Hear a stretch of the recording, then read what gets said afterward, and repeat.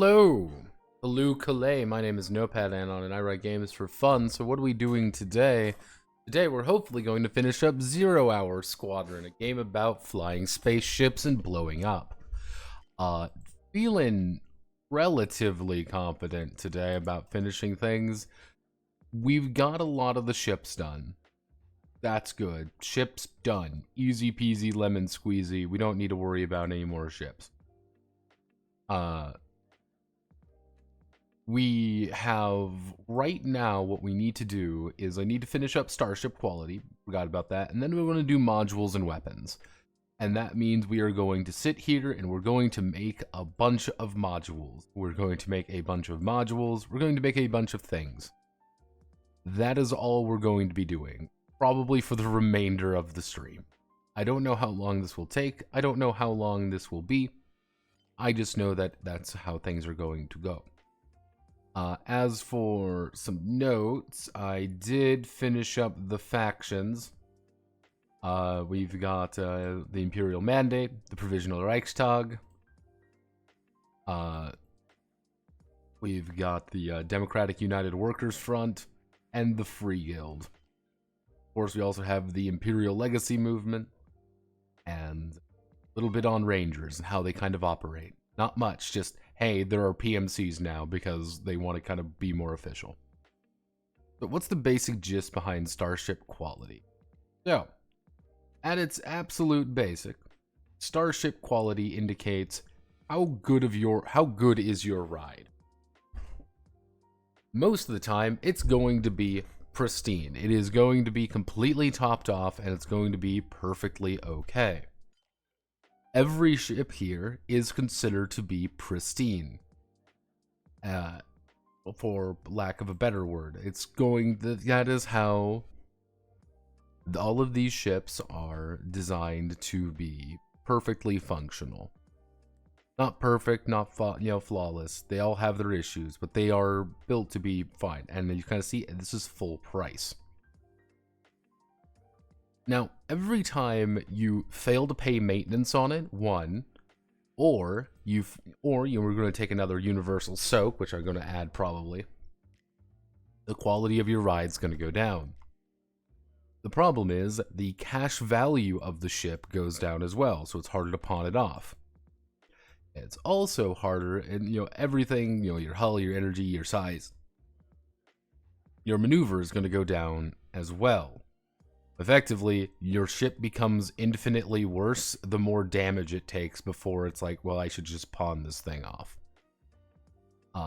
So that's what we're on right now. It's great. So,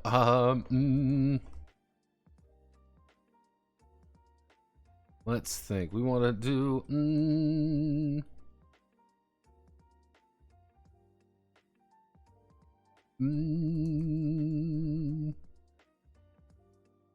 Good as new.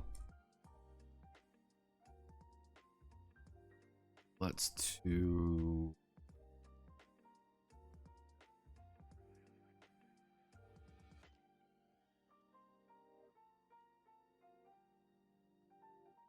Oop. Do that. We quality a little bit, not much. So pristine, good as new, used. We'll do roughed up, and then a complete junker. So, hull is, I guess we could do 100%, 100%, 100%.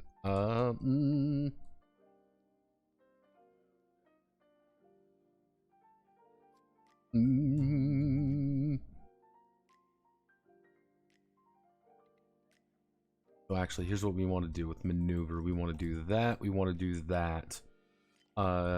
Value down, X down,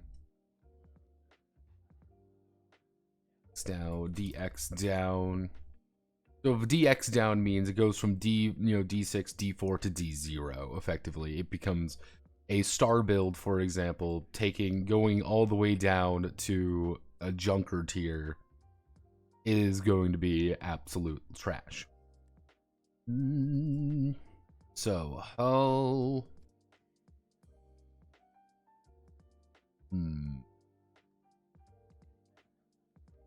Let's think. How do we want to do this? We could do flat value. We can do either a flat value ship or we can try to do percentages. Percentages could work. Let's try the Sonnet. Let's just look at the Sonichu currently. Here's the Sonichu. This is going to be our pristine Sonichu. Let's demote this down. If we go down here to good as new.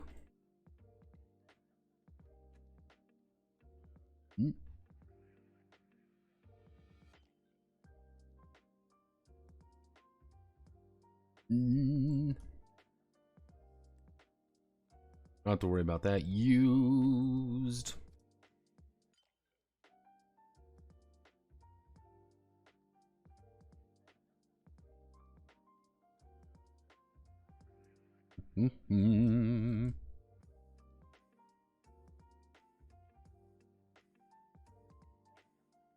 This to make sure nothing breaks.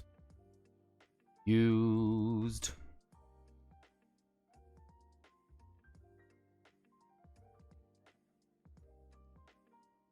This would be roughed up. Roughed up, and junk hair. And junker. So, you may be wondering, why did I do this? Because what we can do is we can do equal C5 times... We do equal C times 0.8.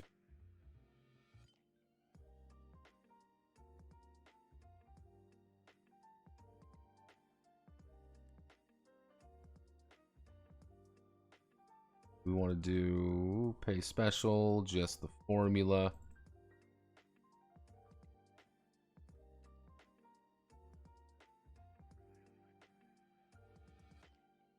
We don't need it down like this.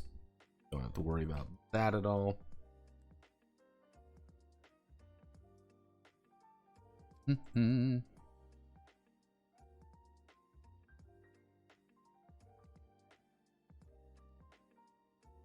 do 0.6 and then we go down again. We go down here. C 4.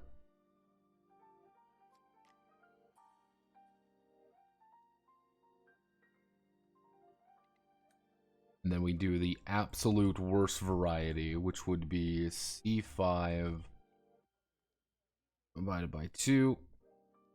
There we go. C2 divided by 2, 3.8. You have effectively 1 energy.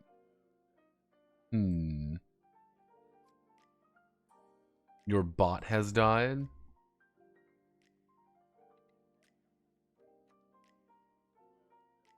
Oh, I guess it is. Let's check ping cord here real fast. Ping cord, where are you? I think they might just be down for maintenance.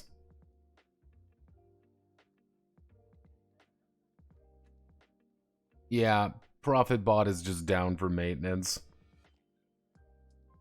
There's nothing I can do. There's nothing I can really do for that, but yeah, no, it looks like it's, yeah.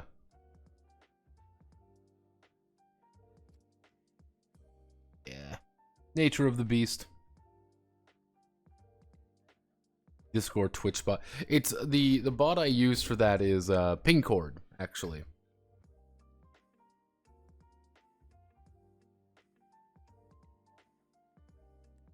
I use this one. Yeah. Right here. Ping cord's currently updating everything, so things just exploded. So, yeah, that's the nature. I should add it. You know what? I will add everyone, you know, just to make sure. Ping cord is dead.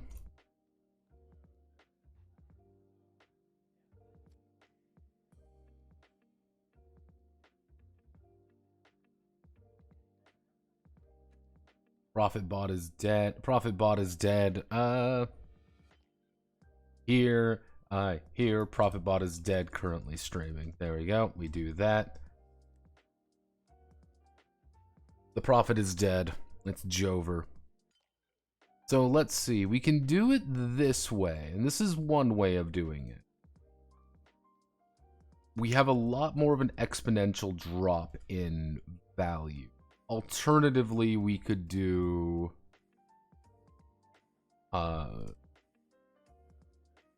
we could do -2.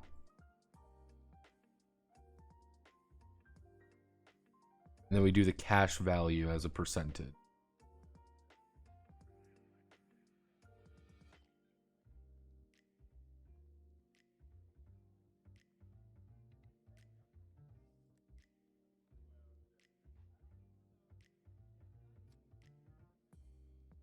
So the CWC in this variety would not actually... The CWC would actually cease function because it would be unable to fly as a junker, because you would have 0. You would be a unfunctional mess, and you would be unable to fly properly, because what would occur here is you have 0 energy to put into anything. Your actual rig has died.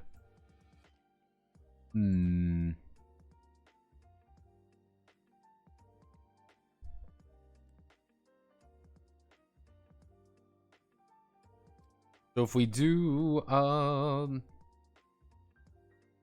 if we want to be pretty, actually we can do -2, -2, -2.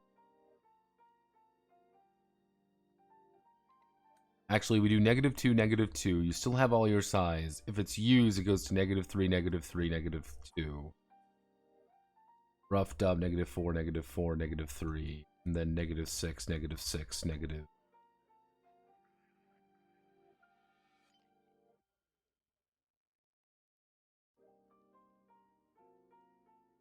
Or we can just do that across the board. It's a little, it's not 2, 4, 6, 8.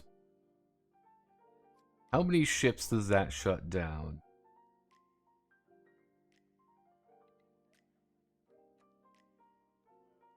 All of you, obviously. Shuts down some of the Jantic ships. Not many of them, but some of the Jantic ships. It shuts down the Zoom ship, effectively. Shuts the Kaneko down. Shuts the Komachi. Effectively kills the Shion. Yeah, some of them would cease functioning. Any of the really light ships would cease functioning. If we do the 2, 4, 6, 8. Their value would drop. All the Alberic ships would...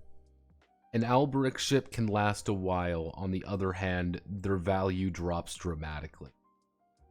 A $30,000 ship is suddenly going to be even down a few points.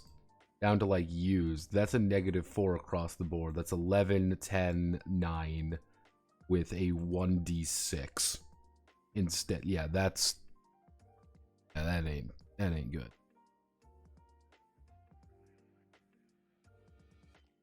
What is the worst that could happen? It's kind of the idea that the value of your ship goes down the more roughed up it gets. Which I think is pretty easy to understand. And I'm feeling, you know what, let's be aggressive. -2, -4, -4, -4, -6, -6, -6. Pretty much some junkers just don't fly anymore. Some ships that are just roughed up don't fly. The cash value actually drops by a good chunk. Okay, so.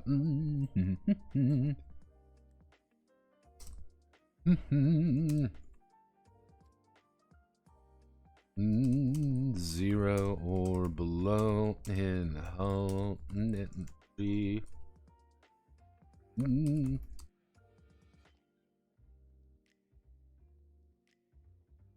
Let's see. Then the starship cannot fly due to maintenance issues. Cannot fly due to the maintenance issues. Repairing a, let's see, repairing a ship requires the,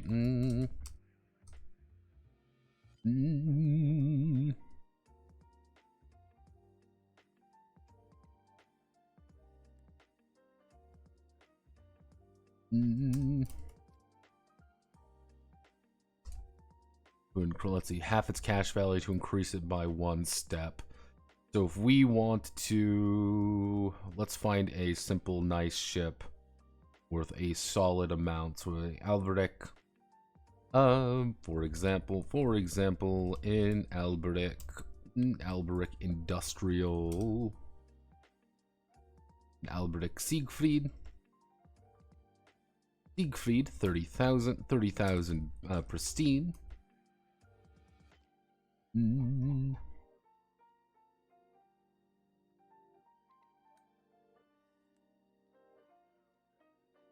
We can do, if we want to drop it by,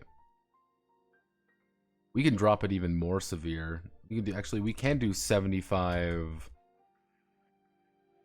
50%, 25%.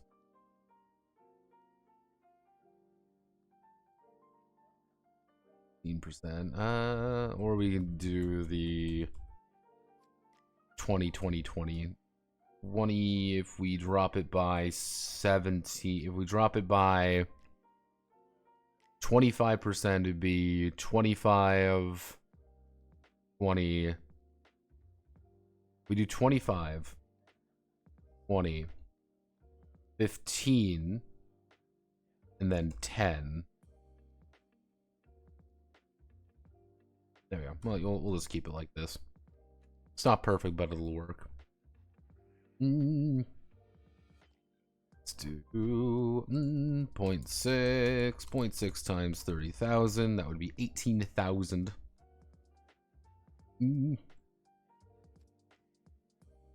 18,000 at used. For example, an Alberic Siegfried 18,000 used would cost a total of 18,000 plus 18,000, and then it would be 30,000 times 0.8, which would be 24,000.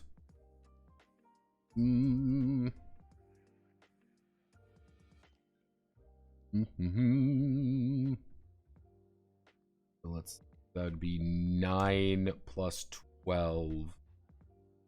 So that is extra 21,000. That's the total of 21,000. 21,000.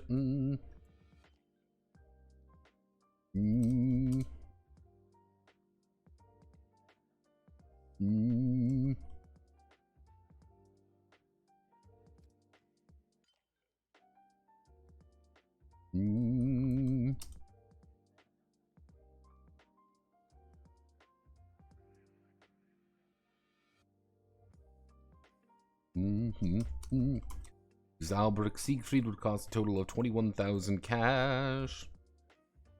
21,000 cash to repair it to.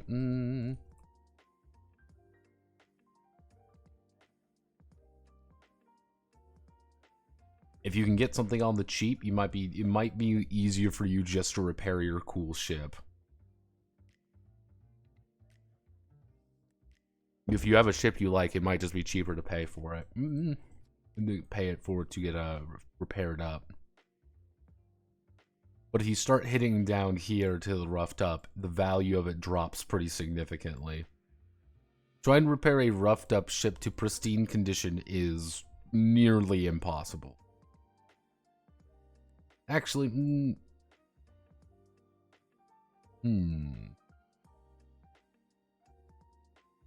yeah, no, we'll keep it with it.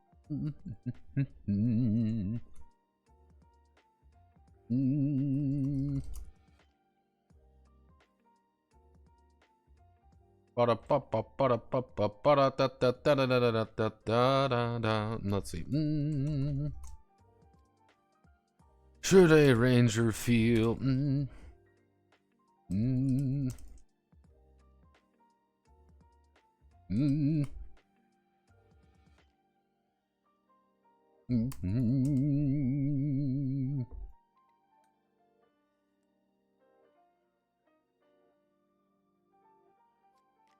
Half the total value of the starship. They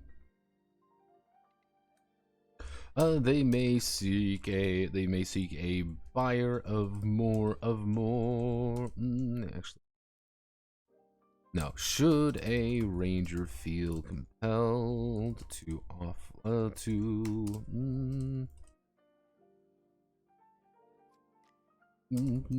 let's see. Should a ranger feel compelled to pawn off one of their starships to the local port, or someone else, or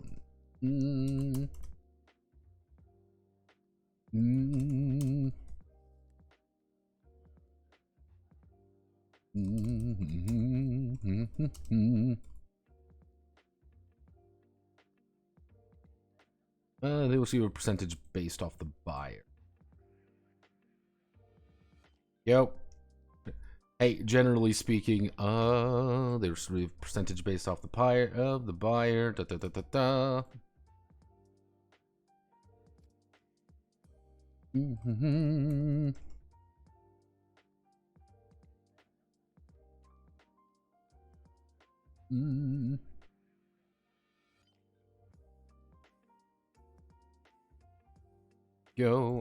We want to sell it to a scrapyard. They'll pay you 25%. We want to sell to the Port Authority, because everyone's always looking for. We want to pawn off it. You want to pawn off your starship? We'll buy it up for you. We'll pay 50% of its actual value, though. It's not a lot, but if you have a dog shit ship, it's we got a redeemed Manly. Man, everything's broken today. Everything is broken today, I swear. I think a bunch of things are just down for the I think a lot of things are just doing maintenance today. Who knows? Or I'm just getting fucking going deaf. That is also another option. Selling it to a scrapyard, selling it to a port authority, selling to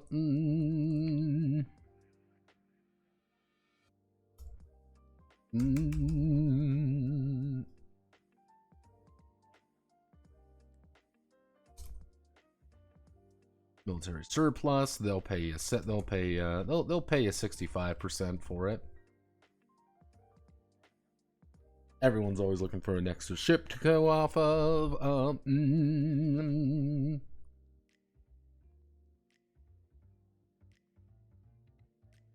30% of the black market. Put a little asterisk right there. We're gonna do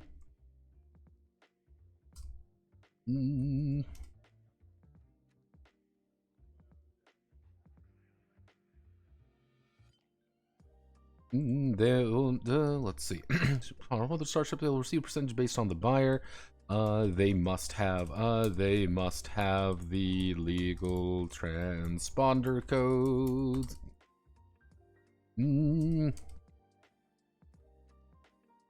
Their name, salvage rights, documentation, or a bounty notice. Hey, this is a ship owned by a criminal who is doing crime. Yeah, you own it now because you took it off of him because he is dead now. Ha ha ha ha ha ha ha. Black market, they'll buy with bad transponder codes. Would be actually no, it should be Port Royale. Then it would be, what would be another, actually,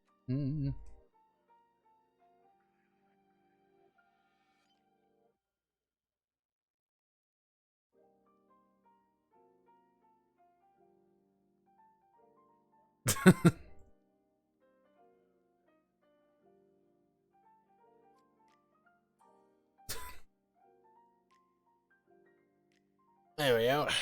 On and off to a newbie ranger for 110% of the value. Like, yeah, kid, don't worry. I'm giving you this as a bargain. This is a bargain, kid. You don't understand. I'm doing you a favor by selling you this dog shit. Wow, thanks.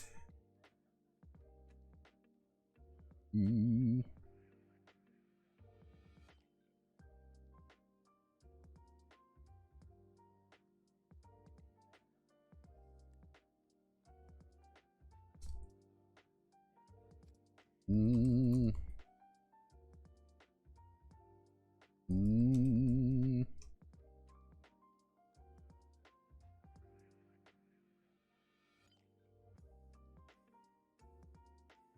sell it to a scrapyard to get the least amount of money for it, but it's kind of a one and done. You don't got to think about it too hard. But now we get to deal with remove the header. So now we get to deal with this. So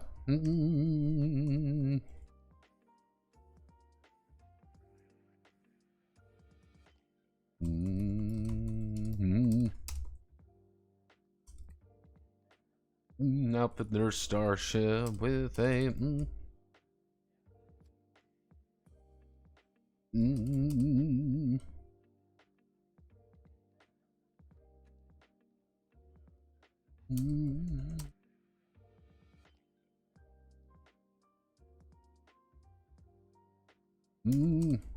good luck, hotshot.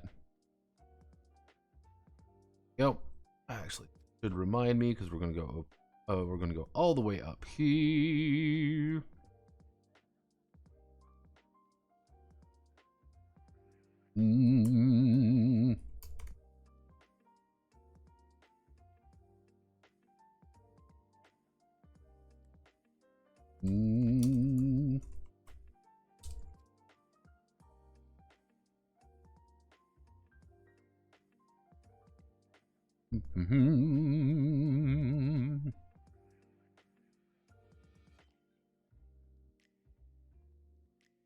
There we go. I think throwing in severe damage there would be appropriate. We do that. Yeah. Call the grades by one step. God damn it. Yep, you can keep degrading your ship down to nothing if you really want to. It's extremely expensive, but if it's not your ship, it's not your problem, right? Always remember that. Alright. So go away, Sonichu. Now we get to add in modules. Yay, modules. So, what we're gonna do is we're gonna zoom in here. We're just gonna write in modules. All we're gonna do, gonna write in some cuckoo choo choo modules. I think we should add in Hull Tech 2, Hull Tech 3 right off the bat. Actually, here's what we can do. We need Hull Tech 2, Hull Tech 3. We can probably do Hull Tech 4 and Hull Tech 5. Easy enough to understand. Let's see what other ones that we may want to add in just right off the bat. Fake transponder. Life pod. Let's see. Athletic path. Actually, we do missile racks. Missile racks 2, missile racks 3. We only had 3 steps there. Range of ballistic finder there. The ranger crate, sensor booster, speedo booster. Okay. Easy enough to understand. Let's go through the game from the very top and start adding things that would be interesting modules that interact with game systems. Cool. That's all we want to try to find. Get things that interact with game system. So, all the way down. Actually, we can add in a reserve battery.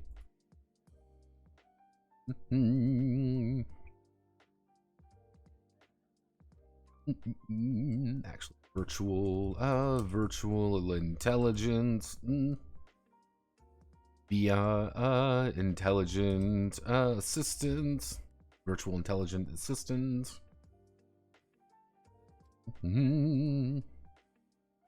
Rasa, we want to do maybe psychic boosters.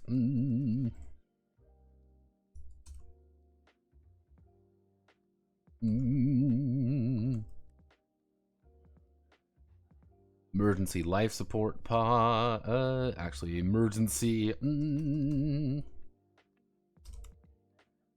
Emergency light. Emergency. Actually. Emergency Laserium injectors. Trillions. Mutorians.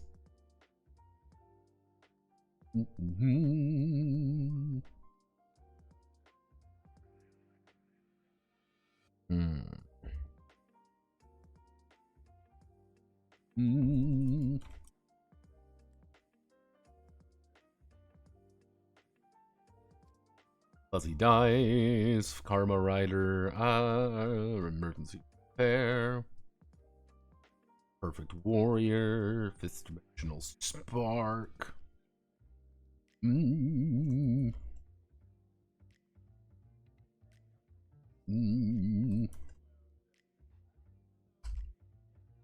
Actually,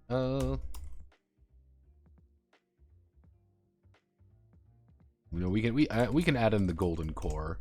Golden core that Zelbota could just pump in energy. You know, pump in free energy because they just invested in a golden core. Let's see. So we don't need skills, so let's think of, do we need anything here? Energy. So we have a reserve battery, obviously that's fine. We can do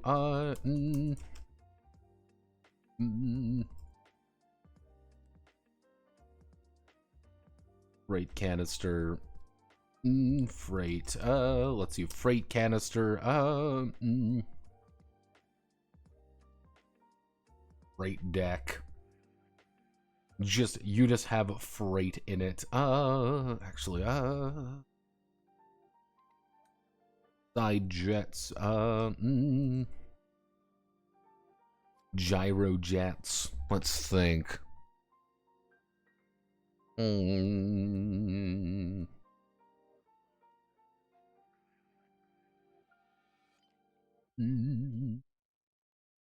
Wicked wings. Just thinking about things that are going to fuck with our maneuver in some capacity. Size, energy,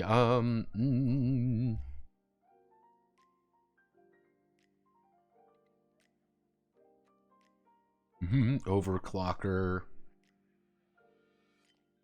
Let's see, what else are we?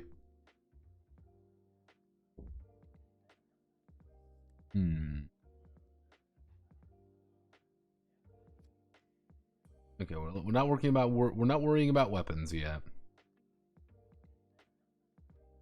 The power of capitalism. Sensor map. Let's see. Actually,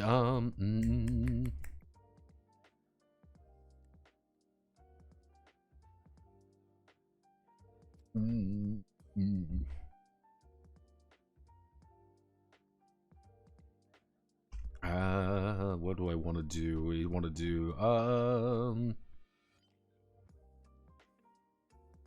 initiative increase,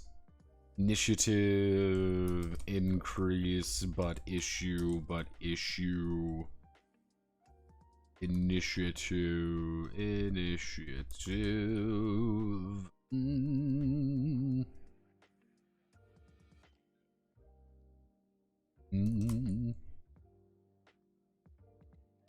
First round initiative bonus.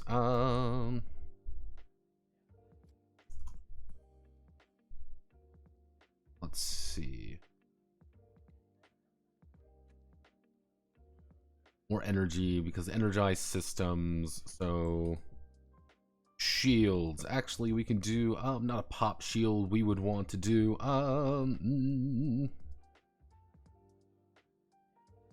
hard light shields. Shield. Actually, no. We can do hard light shield generator.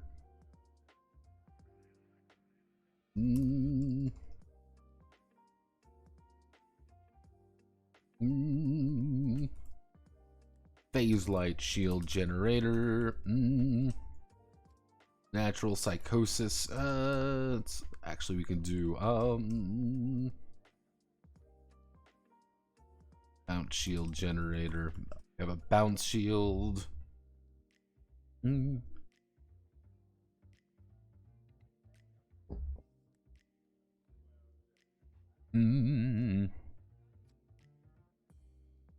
Let's think. We're hard light, we're phase lighting, we're bounce shield. There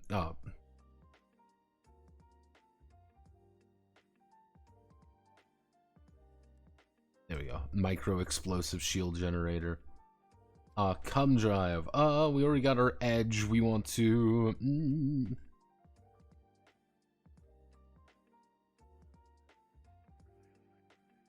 pocket rocket.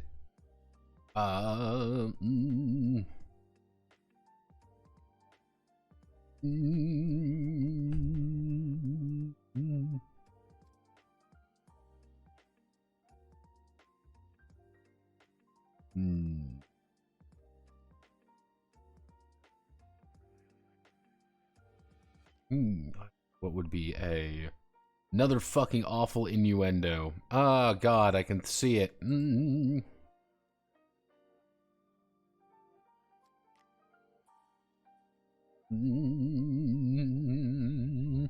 A pump and dump system.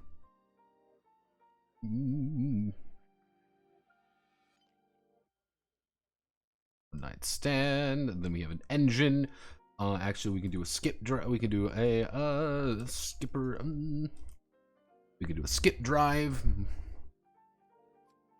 It's gonna be a fucking huge thing that's not gonna be fun to do. So we do engines.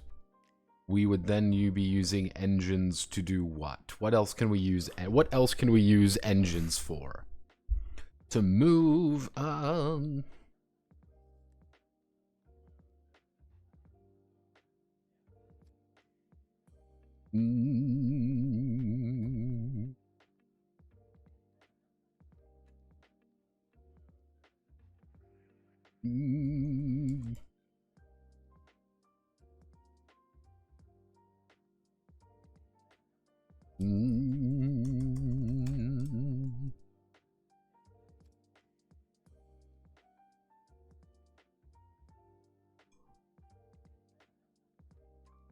The Ludic Hero and the Ludic Messiah.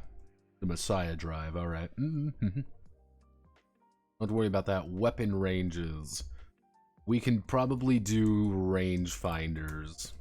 You know, probably add in some range finder for that. And then for weaponry, which would do what would we add for weapons? What would be a fun module for weapons? Probably something with lock on. Lock on bonuses. Something. I don't know what we'd call it first, but initiative phase, momentum phase. Something during the let's see. Something during the momentum phase.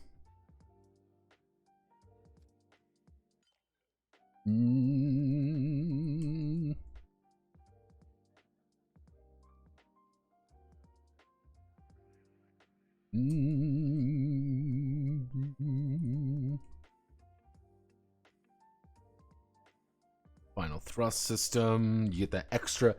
If you move your full movement during the momentum phase, you can move an extra 2 inches. That's it. You get an extra 2 inches in momentum phase. regardless of what it is. As long as you put 1 into momentum, you get an extra 2 inches out of it. It's just, you got to put a little in, but you get something out of it. Let's think,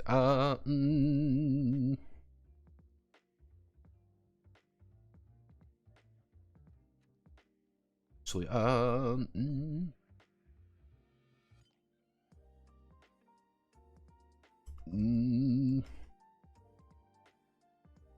Supercharger XLL, Supercharger XXXL.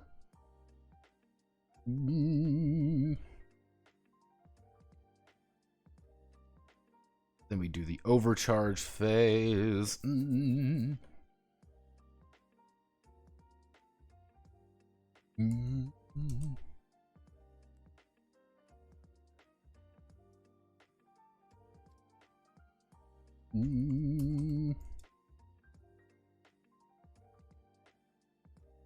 Surge protector. Surge protector is going to say you only have to reduce it by a quarter instead of half. And then logistics phase. We have nothing to really do during logistics phase. Actually, what we can do is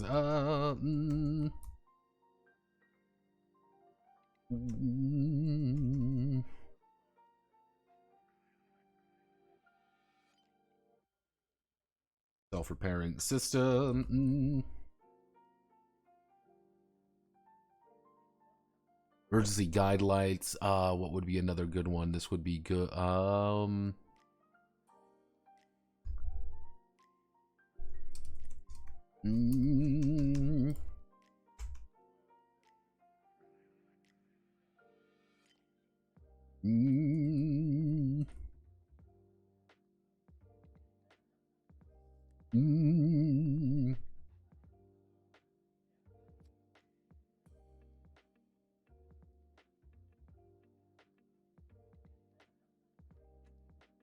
Fully universal kinesis. That all investing in a fuck would be letting you add a +1 initiative at the end of during logistics. How are we doing? We're doing pretty good. Don't worry, Manly. We're just talking about fully universal kinesis drives. Similar to all the other things. We're just making modules. We're literally just going through this game and saying, what can we do to edit our ship to do cool things? Let's think. We can do a desperate repair. Actually, if we're doing desperate repair, we can do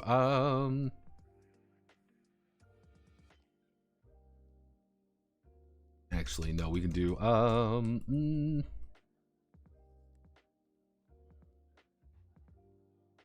we can add a mouse bot in, which is mouse bot's going to repair.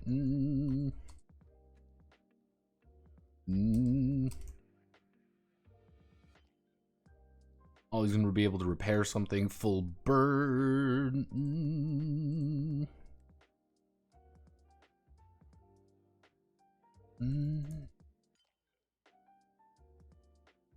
Yellow, red line, yellow line, black line, red liner, yellow liner, black liner is all just going to be full burn stuff. Put full burn +1, +2, +3. Open fire, hell let loose. They're just damaging people. We don't really need many of that. Trigger modules. A barrel roll. Do a sick barrel roll.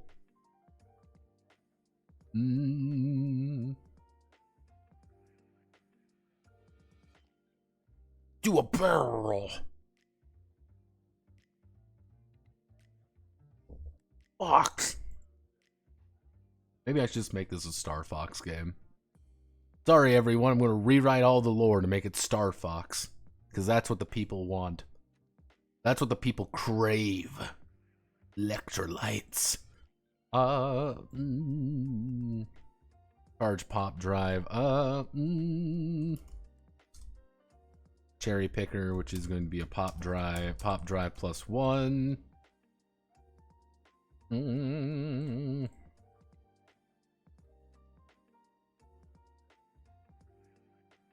Fire weapons, lock on.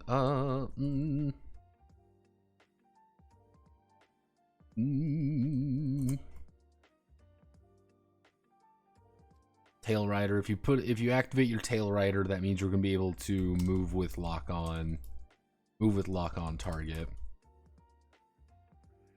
Manual reload, auto loaders, which is going to be which is going to be reload -1, reload -1, power cycling, clear all ECM damage. Do I even have ECM damage? No, I don't have ECM damage yet because ECM damage is going to be exclusively for some or certain weapons down here. Actually, we want to do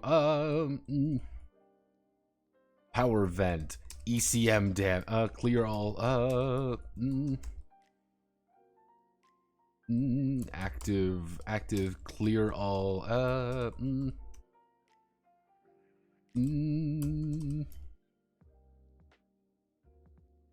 clear ECM into free energy just for the round. Ram.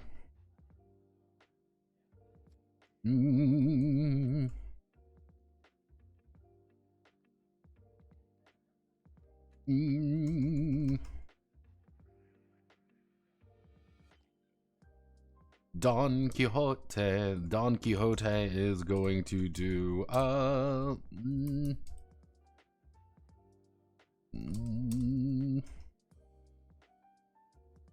reduce damage during ram, trivial action. Then we have soak actions. Soaks. What are some interesting soaks that we could add? We've got ablative armor. Red line reference? Rimbus Company? Rimbus? Yes, it's a red line reference because it's just letting you go faster. Soaks. What would be some good soaks? Just things to avoid getting hurt. Actually, I know what we can do.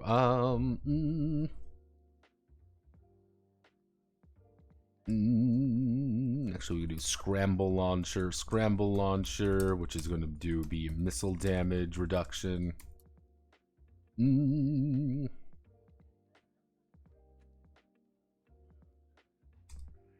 to be laser damage to ECM damage. Instead of getting sliced in half, you're just converting everything straight into ECM, so your energy's getting fucked, but you're not going to die. Scrambler power converter. What would be some other good things to avoid getting horribly mangled? Actually, we can do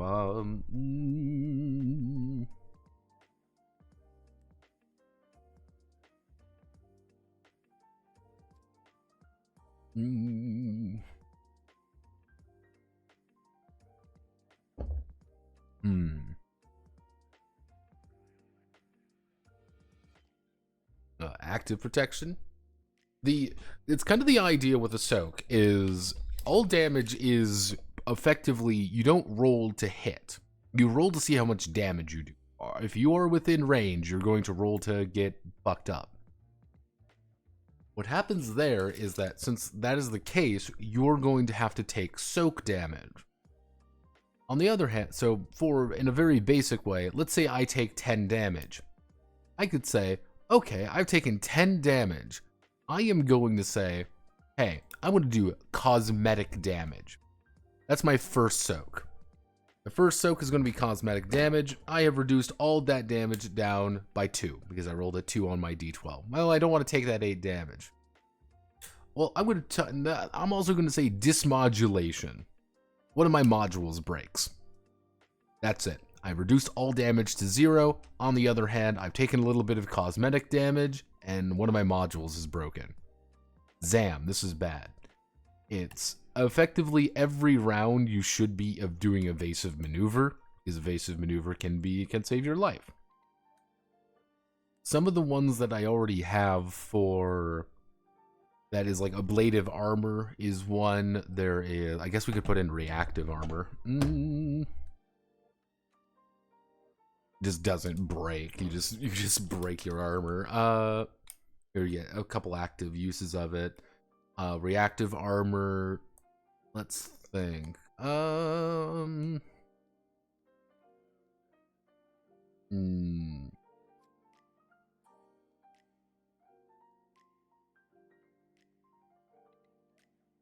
Hmm.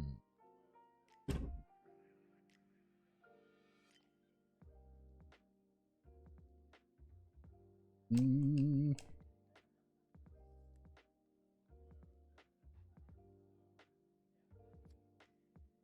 Or the Beowulf. Hmm. We want reactive armor. I mean, there should be some more soaks out there.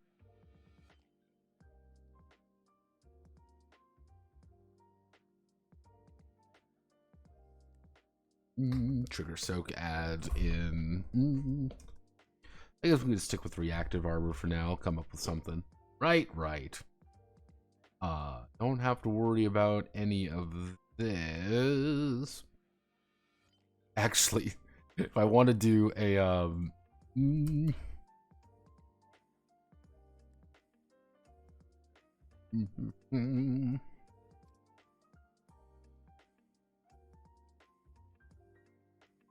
okay, so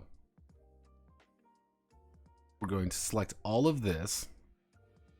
We're going to type it in here. So we did go from, let's see, we went from 17 of these to 70. All right, that's not too bad. We can make this work, right, everyone? Right. So we're going to have to select all of this. Go to XO9. XO9. Get full borders for everything. Alt-Tech. And then we're going to hit this button.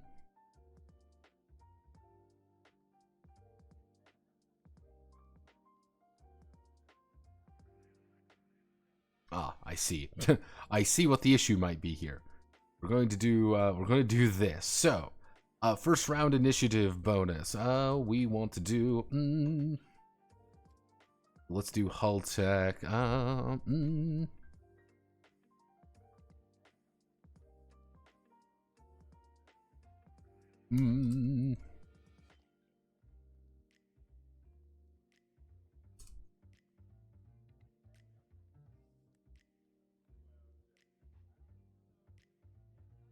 to do times it by, we increase it by 4. So you get kind of a diminishing return on it. On the other hand, no. There we go. 248. 248. We double it each time. You get a little bit of a diminishing return on it. On the other hand, you also kind of want to do that. We can do.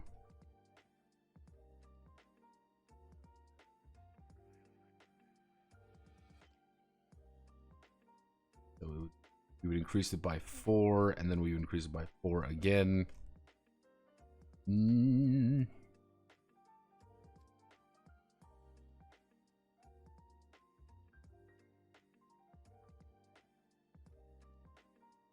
Actually, no, what am I doing? 16.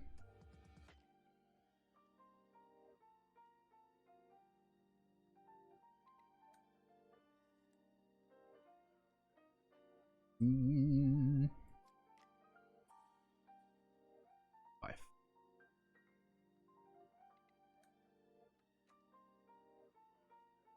Increase it by 4. I don't expect many people to to pursue this higher tier one. I don't expect anyone to really pursue that. Oh goodness, let me get rid. Don't need. Hello people, who are you and what do you want?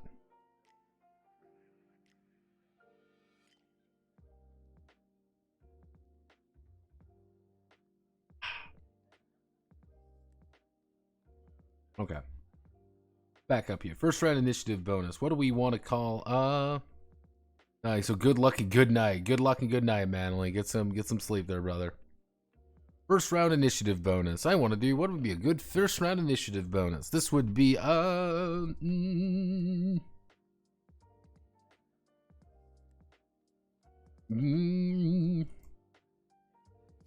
edging modulator. Mm.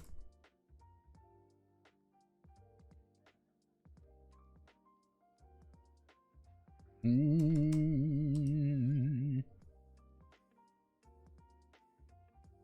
Mm. So we want to do the edging modulator by +4. Mm.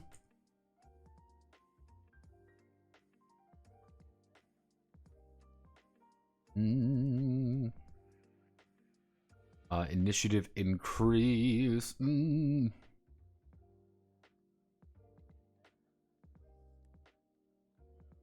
Mm.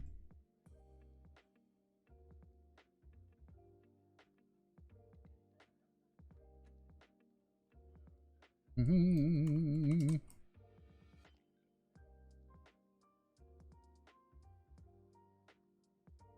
Increase initiative by +2. Mm. Mm. The blowout. Mm. Blowout engine. Actually, no. We want to do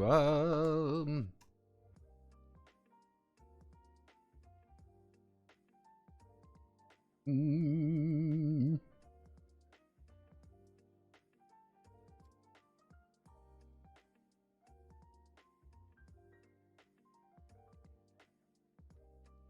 Mm.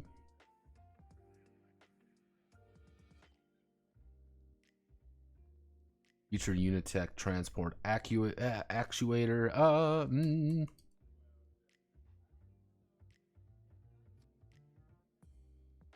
Mm. Mm. Increase initiative by +6. Mm. Mm.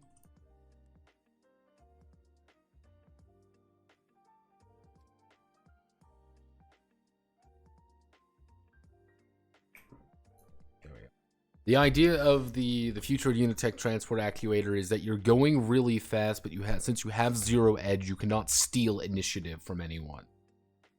That's kind of the haha moment. Is yeah, I might be going first. I might be going first in the action round, but if someone has 1 edge at the bottom, they can move before me. It's kind of that, it's like I'm going and then you kick forward. The Pineapple Express, because always remember, everyone, eating pineapple makes life easier. Da, da, da, da, da, da, da. Mm-hmm. Cash cost. Let's see. Pineapple Express. Pineapple Express. Let's do let's just make that 450. Costs 45 to maintain, nothing too much.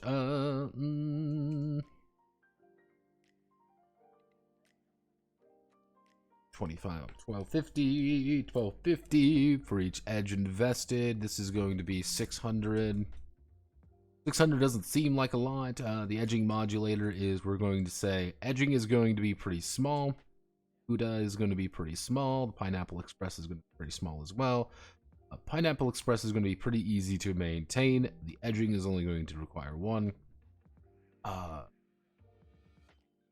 Actually, no, let's do 2.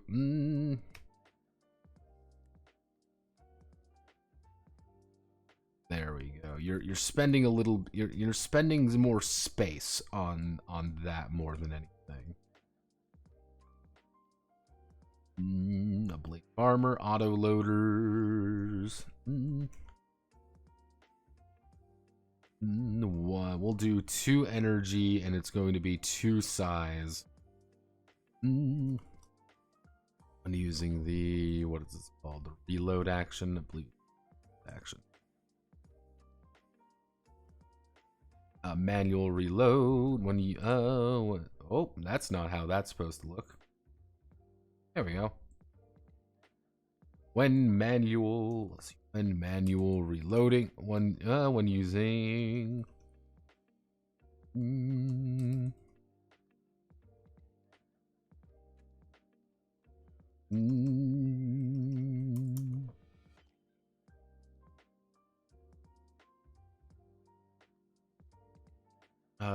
Reduce reload time of all ballistic weapons by 1.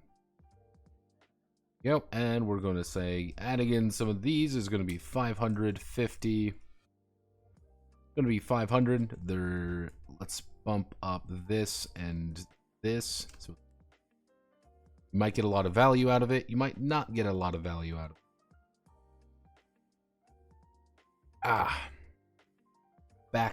Black liner.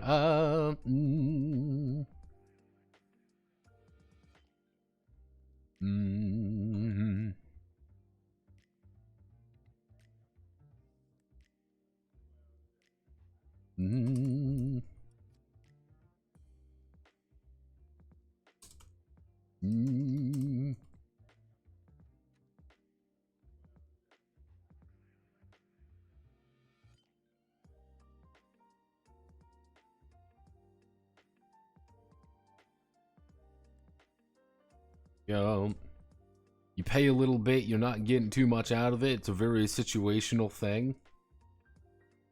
We're going to make it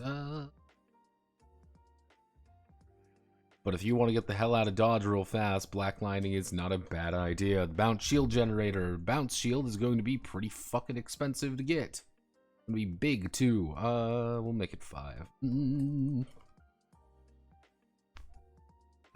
One taking with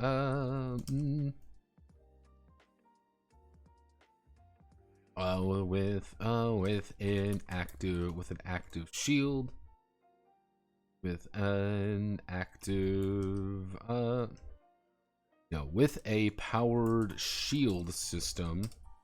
I'm taking ballistic down with powered shield system. Target attacker.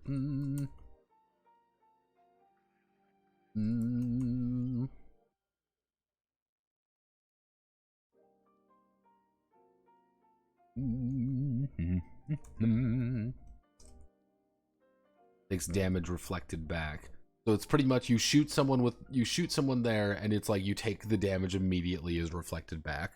So if you block 5 damage, they take 5 damage. Doesn't seem like a lot. Yeah, it's like, oh, my shield blocks 5. It doesn't seem like a lot, but if they're just plinking away at you, it's like the haha hee hee hoo hoo. And especially if you have if you have a lot of energy to spare, the bounce shield can really save things. So the cherry picker is going to be worth 2. It's just going to be a big thing. See when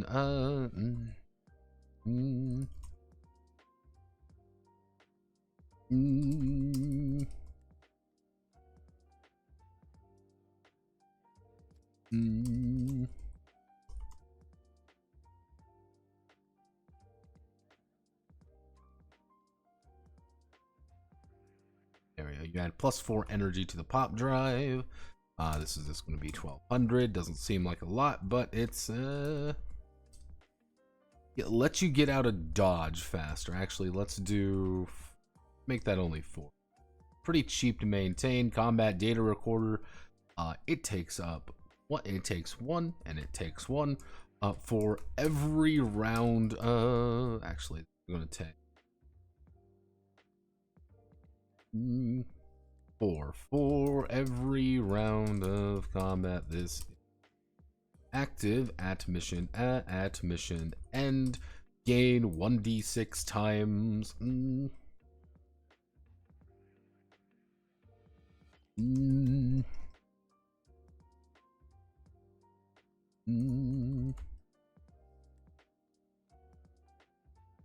Gained xd6.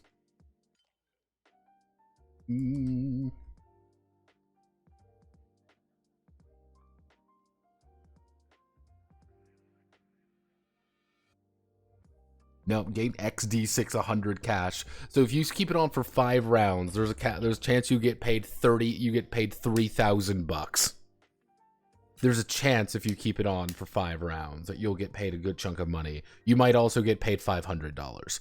It's like you're just like, you might get paid something. It's just saying, the longer you keep this on, the longer you power this, the longer you are dumping 4 energy into just playing a combat data recorder, you're getting money. And that's all that's happening. Keep it on the entire 10-round mission. Yeah, hey, you're getting paid a lot of money. You're getting paid a bunch of money. But that's, again, 4 energy that you don't have. If you are playing a really energy-efficient ship, then maybe doing a combat recorder isn't a bad idea. Mission endgame.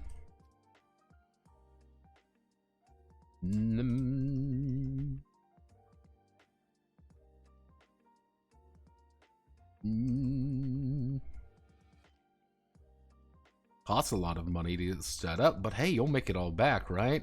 Don Quixote, the Lord of La Mancha, thy destiny. We get the ram action.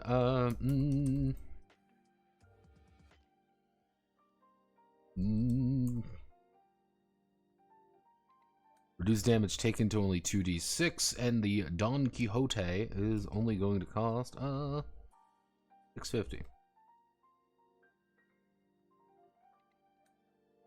You are pretty much having the amount of damage you're going to be taking. Let's see. Okay. Let's see. Emergency guidelines.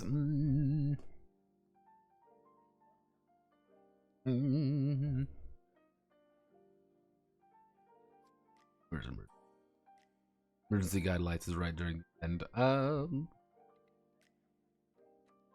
How goes it, Notepad? I'm doing. We've got 70. You have 70 modules to write. We haven't even got to weapons yet. So life's great. Life's great. I'm great. Let's see, at the actually during the logistics phase, increase hull by plus increase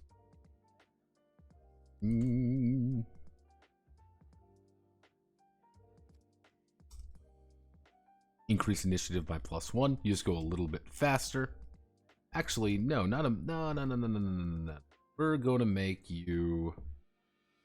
No, we're going to make you 5, but we're going to bump up the value there. Emergency guidelines. It's like, yeah, you got to survive the entire rest of the round to get +1 initiative. Emergency laserium injector. 5/5 during the logistics phase.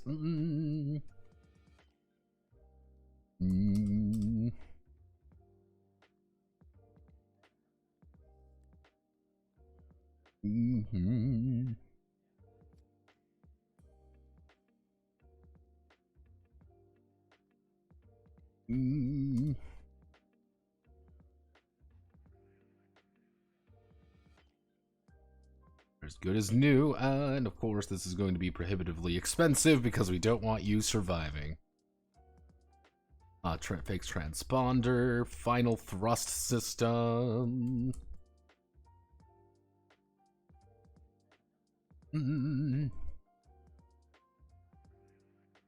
Let's see, at the end of the maneuver phase, move. Move 1d3 inch. Move 1d3 inches. Yep. That's all you do. You do the final thrust. Final thrust. Doesn't seem like a lot, but you get to move just that little bit more. Freight canister. You want to do the the transport pod. Freight canister. We're going to do that, but we're going to increase cargo capacity by +12. This is going to be 400. This is going to be worth 500. It's a giant piece of shit in your cargo, but you can put cargo in there. You can't put any guns or anything. It's just cargo. Freight deck. Mm.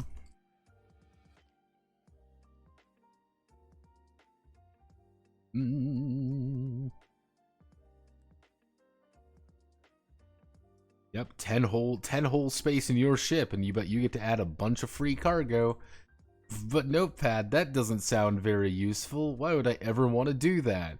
You're right. Why would you ever want to do that? Except you can totally now add in a bunch of better friend dolls and pay for everything really fast. Just put rampant pornographic material in it and you can make some dosh. Final thrust. Oh yeah, no, it was bad.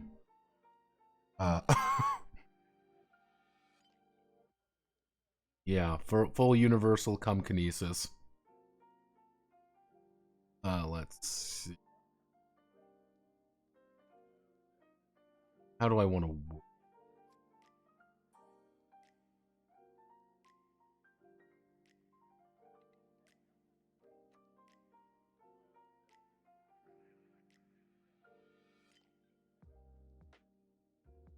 Actually, that was move. Mm.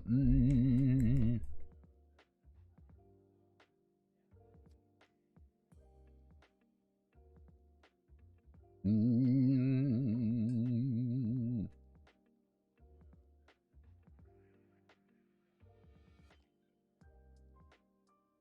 Mm.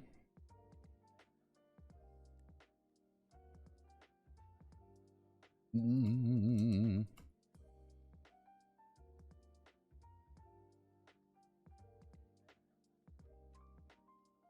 Mm.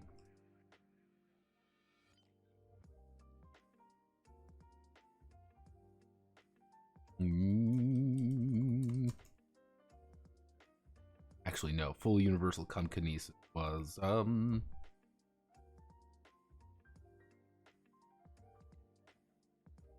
Mm.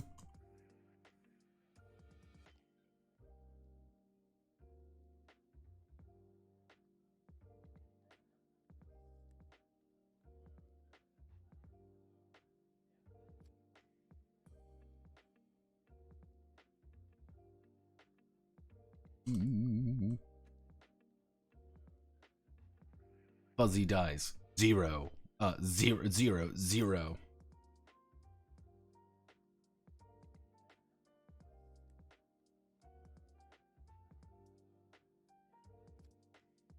Hot damn, you're on a roll. Mm.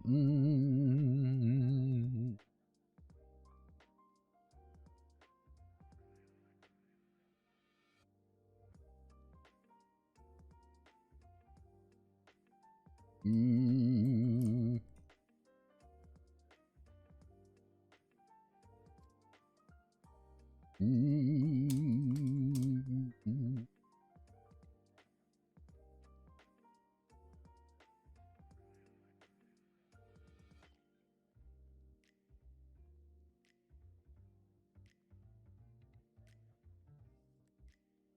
Mm.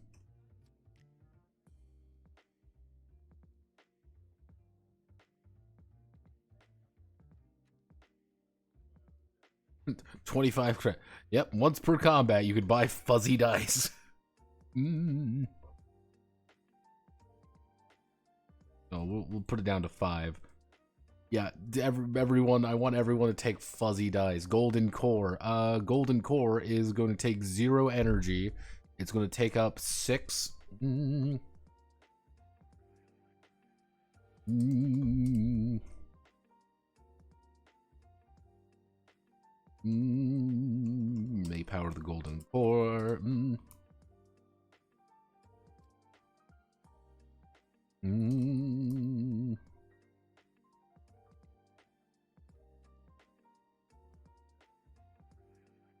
Mm.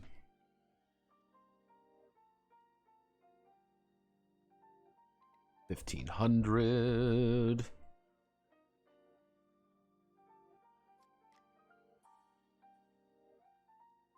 Actually, that's pretty good. I like that.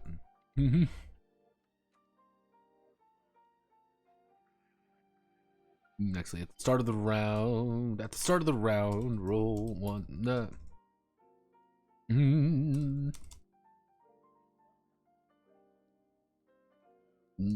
Let's see, roll 2d6 on a 10 or higher.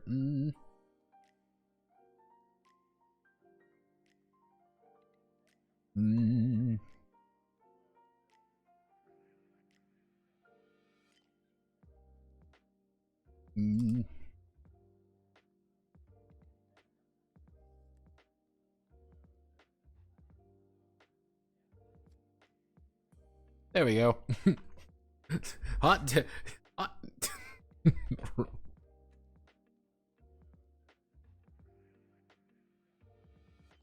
Actually, fuck, I know. At the start of the round, roll 2d6. If results are matching, 2 2 3 3 4 4, etc.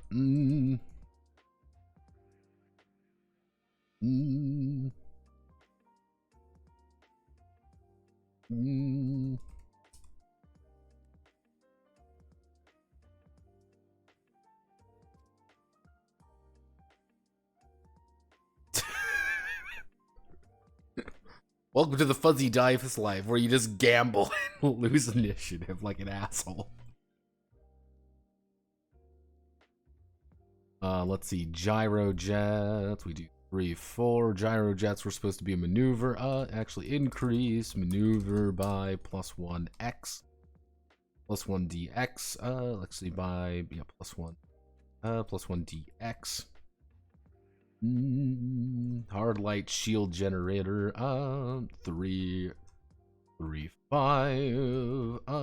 When the shield.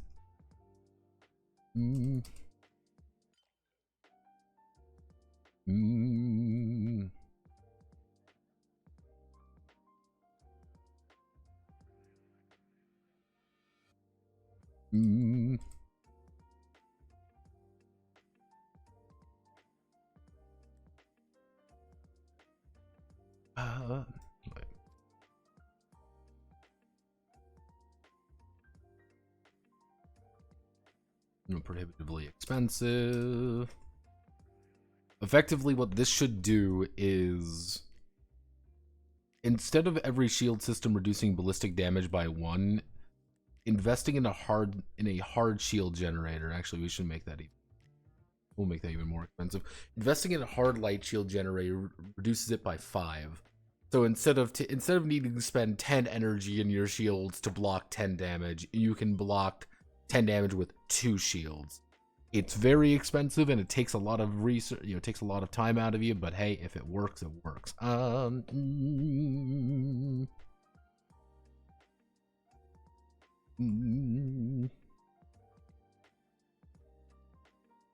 Is combat simulator.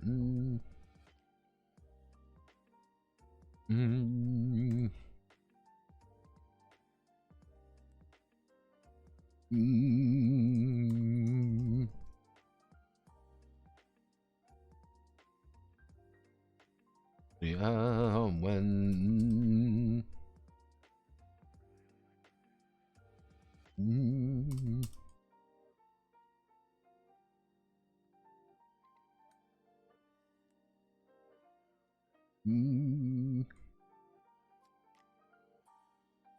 how do I want to do it? When a starship is locked onto a target.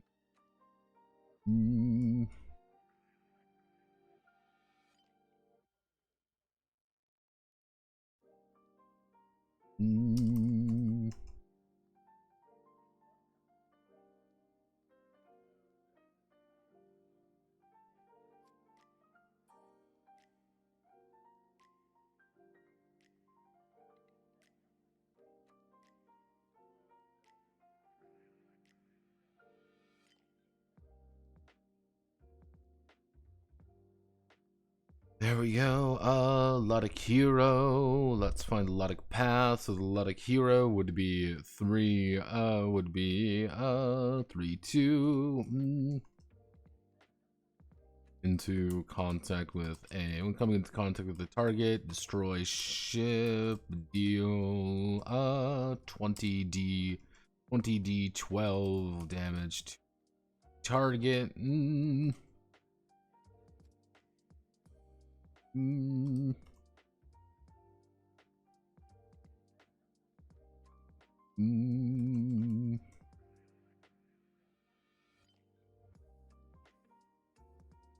When coming into contact with a target, destroy ship. Instantly destroy the target. Against a large ship. Target all sections. Yeah, that's there's a chance they might survive a Luddic hero or Luddic path. Luddic Messiah, they do not survive. They just die, including large ships. So if you want to take down you want to take down a battleship, you Luddic Messiah, and then you blow up, and then everyone dies.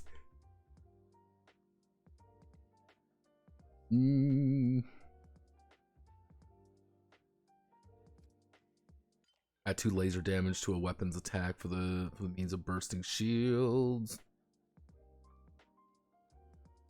We can work with it. We can do something like. Actually, here's what we can. We do a shield cracker. It's going to be.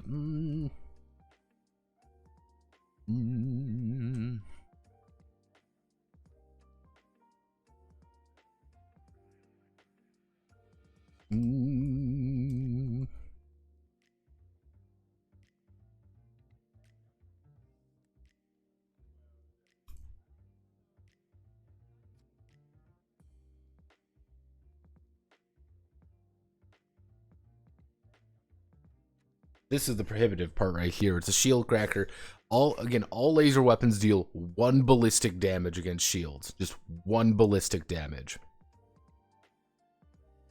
This doesn't seem very important, but you have to remember, shields perfect counter laser weapons. If you have 1 shield, lasers cannot kill you. If you deal 1 damage to them, your lasers go through. So it's just like you poke them with one of your little lasers, you deal 1 ballistic damage, and their shield pops, and then you rip them apart. Actually, we can do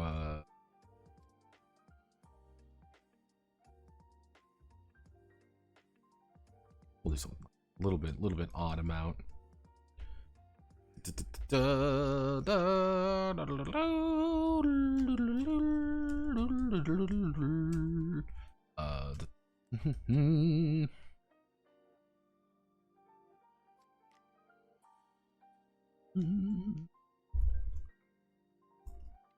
When shields are when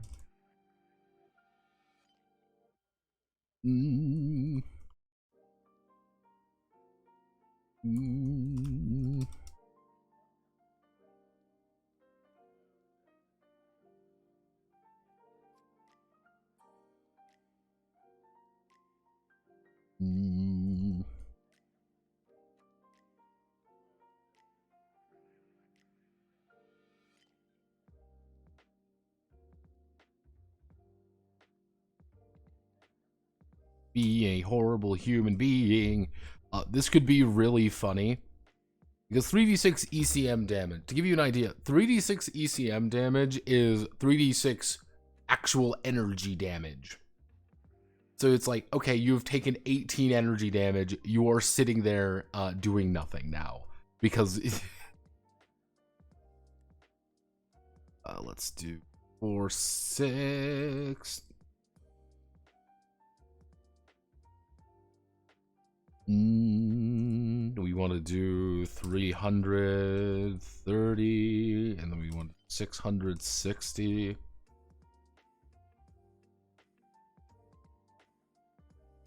Let's see, mousebot. Let's see, one using the emergency repair.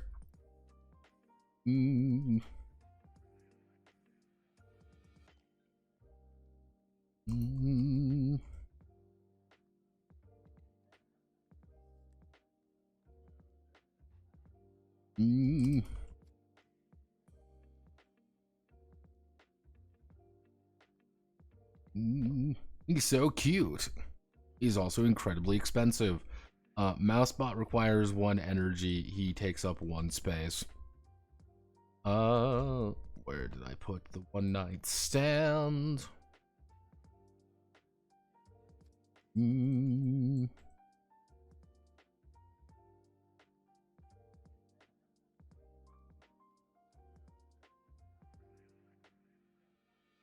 Let's see, we were looking at shields.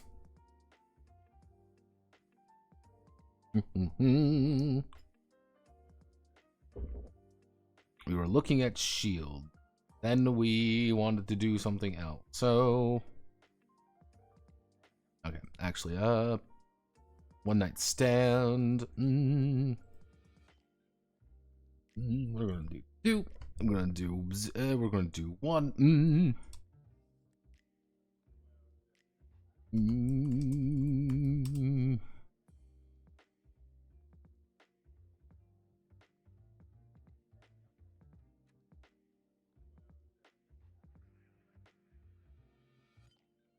Actually, during the logistics phase.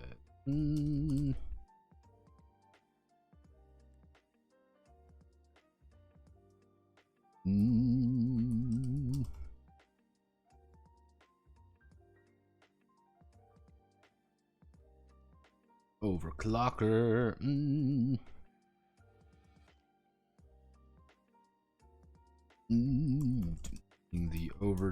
During the overcharge phase, add +3 energy.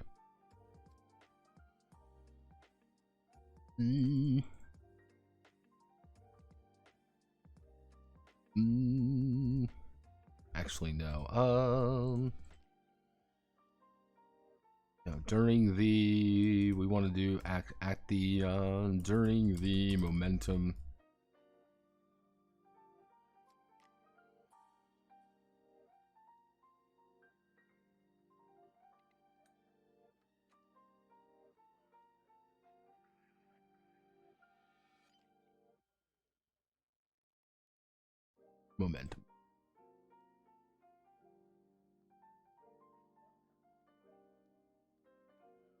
During the momentum, at the end of the momentum phase. No, during the logistics phase. Actually, at the end of the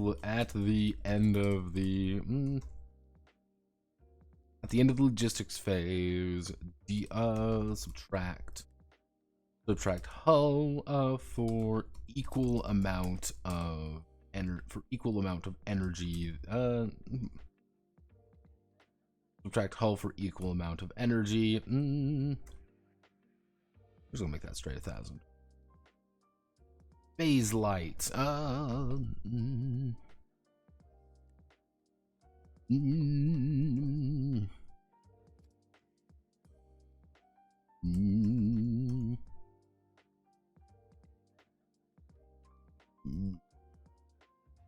Distortion field. Let's see. Phase distortion field.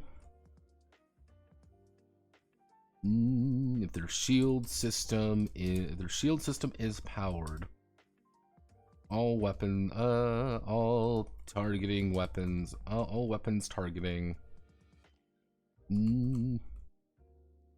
have -4 range.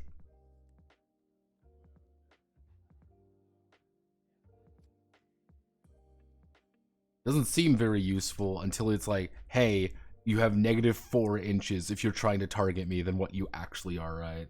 Would ram break your shield?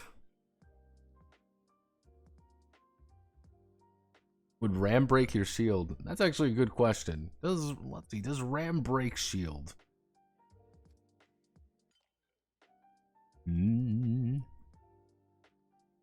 Gordon Freeman.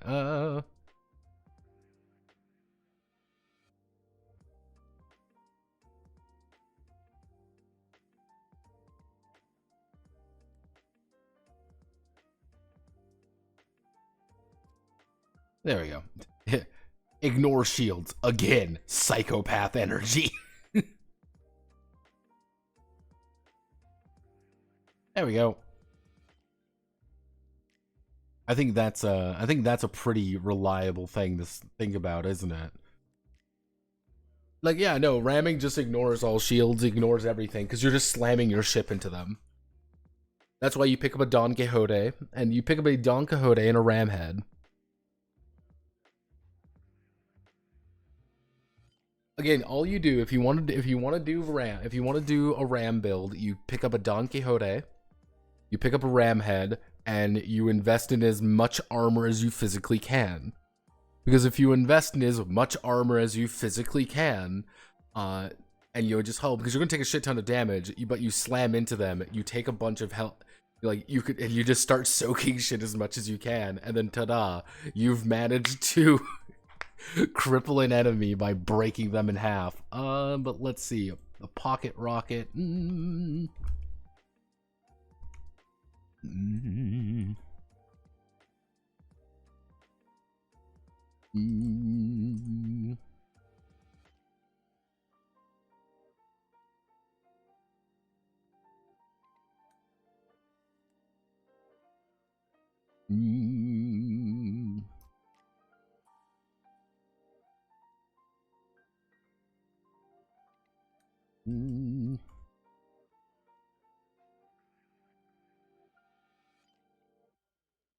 At the end of the logistics phase, add +2 edge.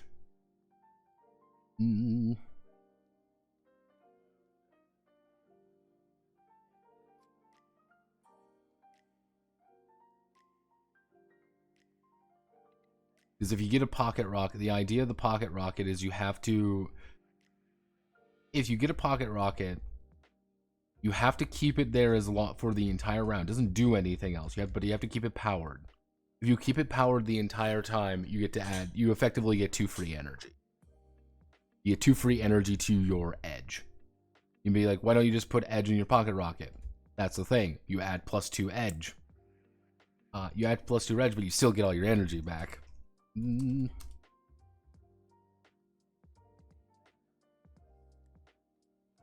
You're effectively being able to farm some energy there. Power converter. Let's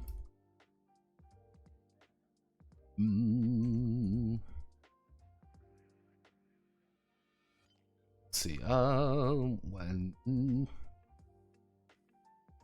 Add the power conversion. Add the power conversion soak when taking laser damage.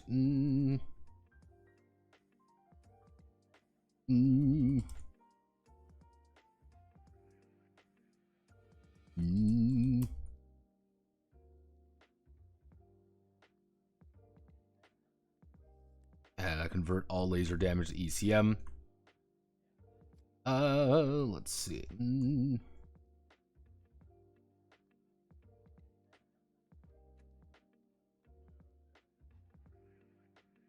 Actually, what we're going to do is we're going to make this worth 1. However, we're going to bump up the price here.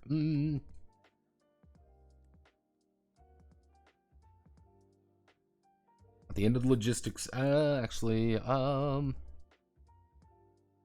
during the logistics phase, convert all ECM into energy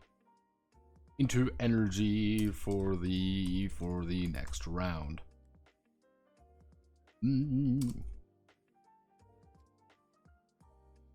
Now, the astute observer might notice that there's a combo here. You power convert things into power venting.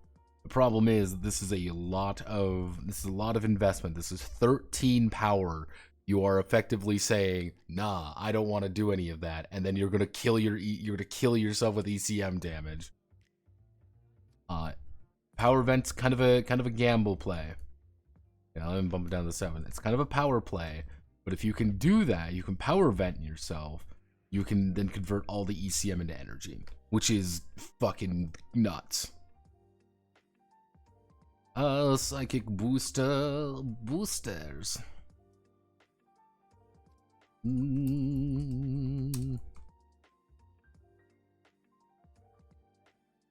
Psychic.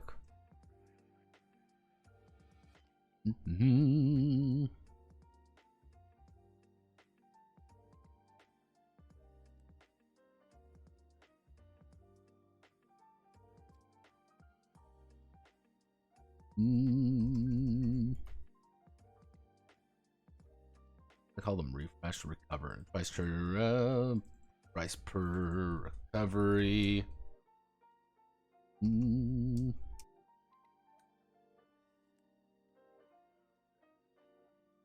Actually, we're gonna cost no. It's gonna cost absolutely no energy. It's always active. The pump and dump system. How do we want to word this?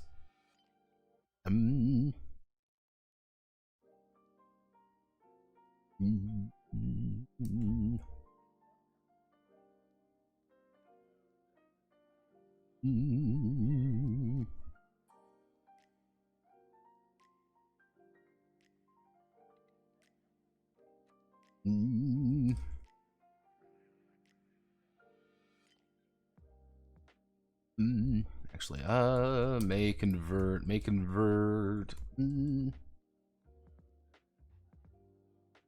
The all edge system may convert all edge system power.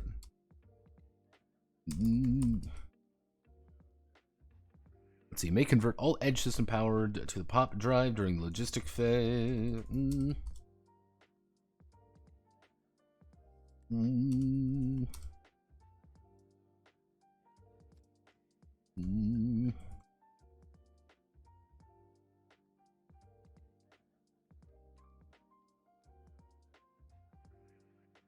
Oh, the pump and dump.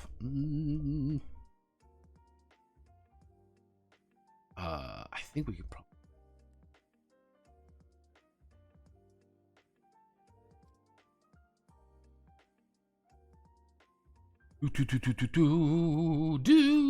We want to do advanced ADV rangefinder ballistic. 2, 3. Actually, we want to do 2 ADV rangefinder laser 3, 2. Then we want to add another one, which is the universal rangefinder. Universal rangefinder universal, which is 2, 2.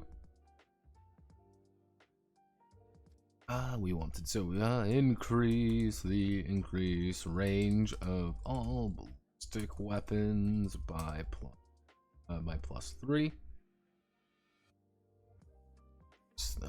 Range of all laser weapons +3.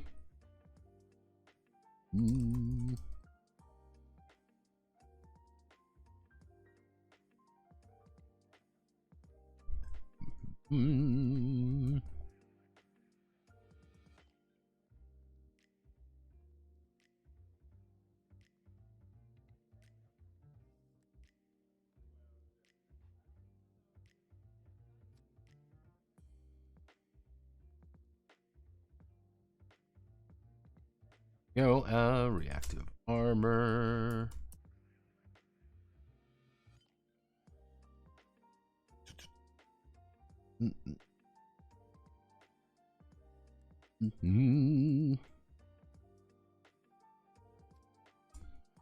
Use reactive armor soak. Reduce all damage by 10.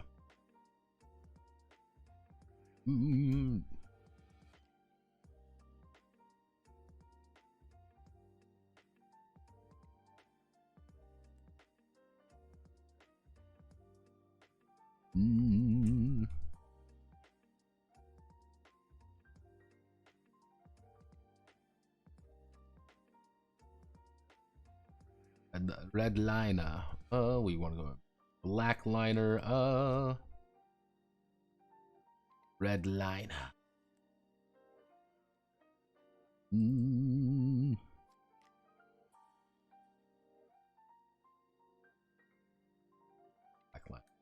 Black liner was 6-1. 2-1, and then the yellow liner is going to be 4-1. Okay, we're going to do the 4-1. How much did the black liner cost? Black liner was 2,500. That means red liner. We're going to make the red liner like 500. Redliner's super cheap. Doesn't seem like a lot, but it's like, yeah, you burn a little bit, get a little bit more room. Reactive on exploding out should increase ram damage. Alright, you know what? We want a ram damage build. Luddic Knight, 0, and it's going to just...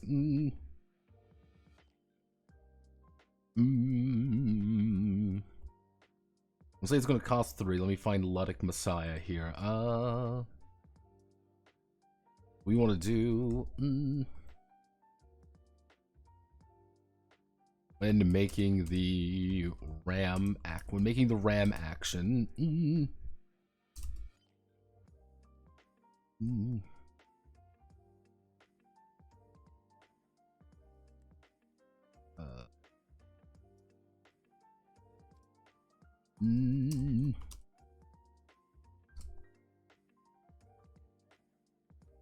May use the Luddic Knights. When taking or dealing ram damage, deal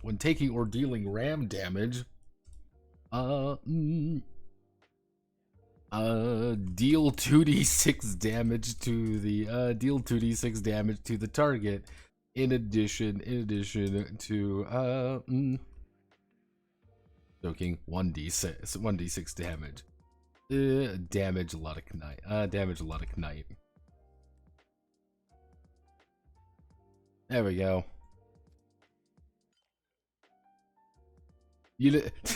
All you do is anytime you get rammed or you ram someone, you say, nah, you just reduce damage by a little bit and you just explode.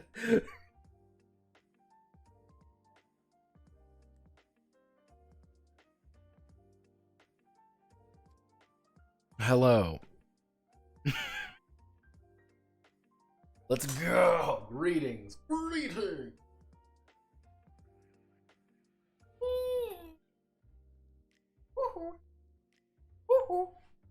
Oh, God. God, we still have to do weapons. Fuck. But let's see. We want to do... Let's get up here. The reserve battery. Reserve battery is going to be actually worth this. Actually going to be doing this.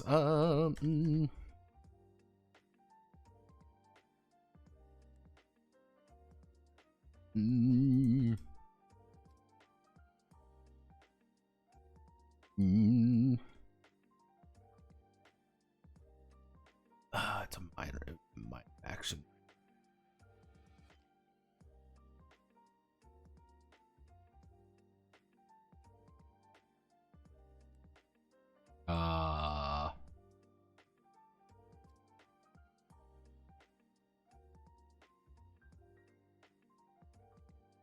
Yeah, that's not supposed to happen. Alright, so we're gonna... Ooh, that's a new one. So if I do that... That's not supposed to happen. That's not supposed to happen at all. Why are you doing this? Why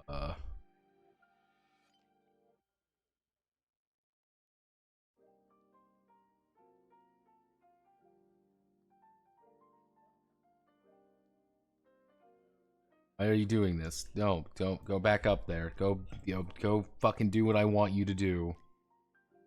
What's happening? Oh, okay. There we go. This is why we check tables every now and again, people. This is why we double check tables. We do actually.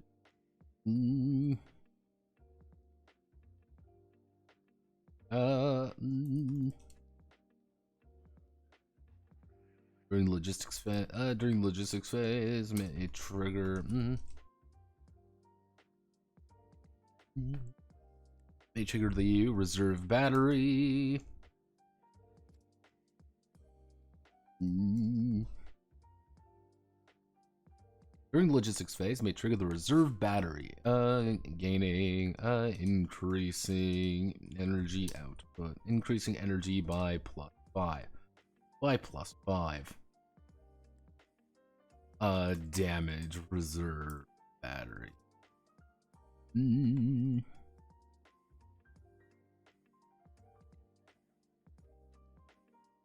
Scrambler launcher. Scrambler launcher.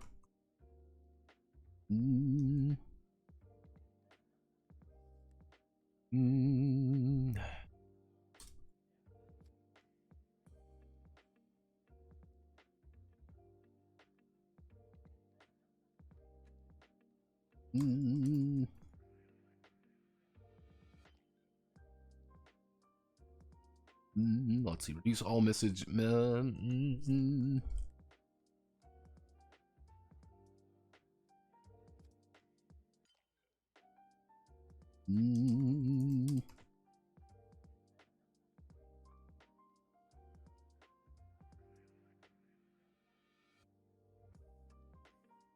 $2,500, $250. Self-repairing system. Self-repairing system is going to be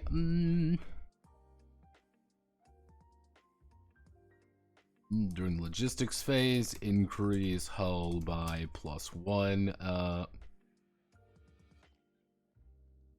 Increase hull by +1.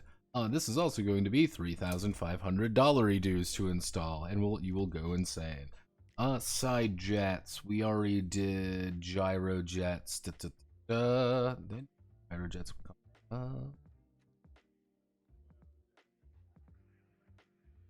1,000. When in doubt, make it 1,000. Side jets.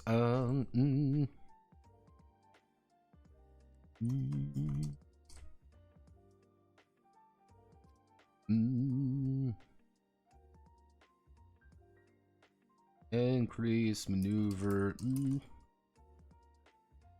Increase maneuver die value by 1 step. Skip drive.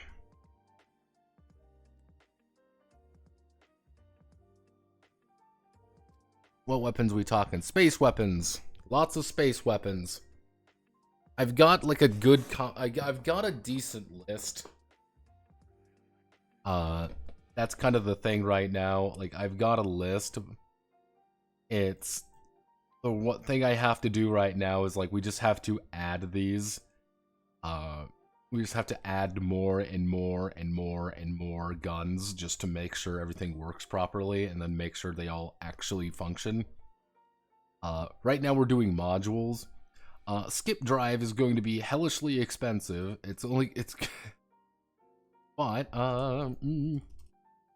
during the momentum phase and movement actions.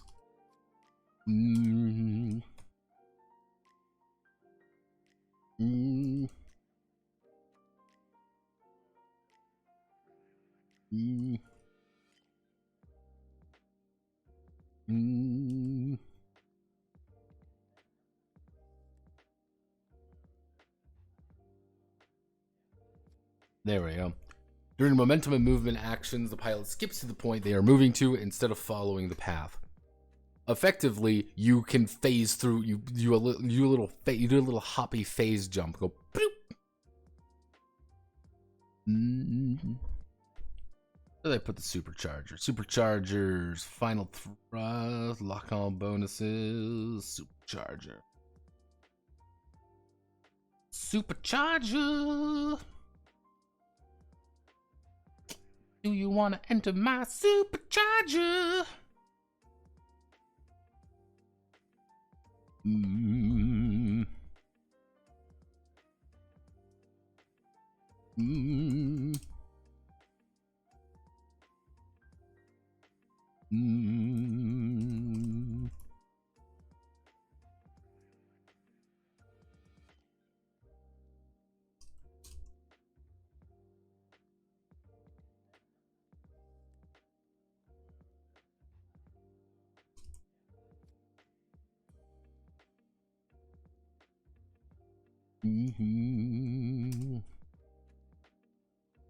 560, and then we do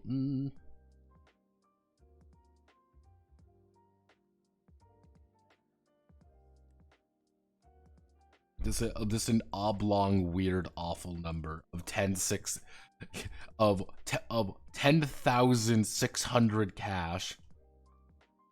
It's an awful number because that's the entire point. During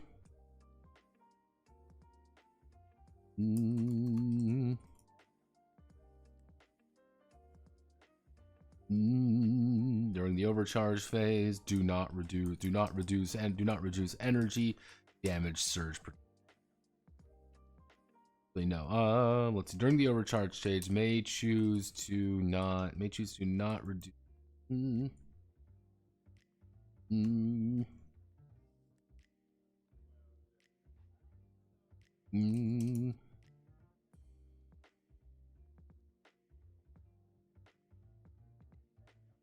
Damage to the surge protector. We're at 4,200, 420, 420, 69 gamer hours. LARP. Maybe something was made of the shipwright company to make scrap metal ships that roll for defective parts.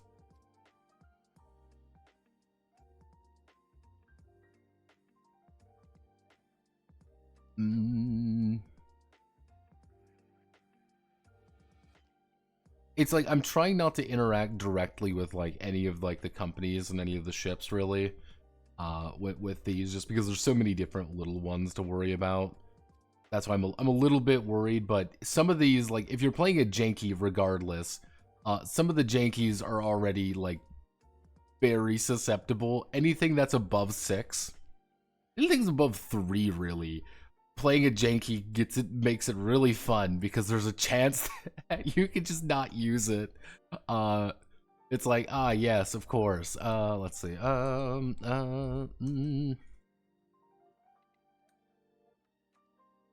When the ranger is locked onto a target, when the target moves, makes a target movement action.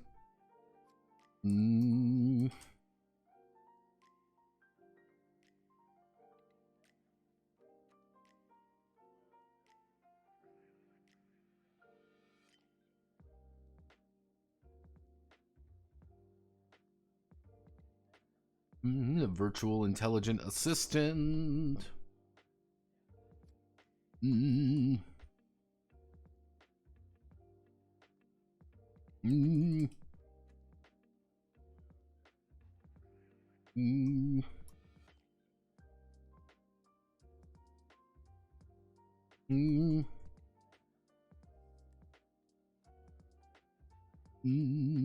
Let's see.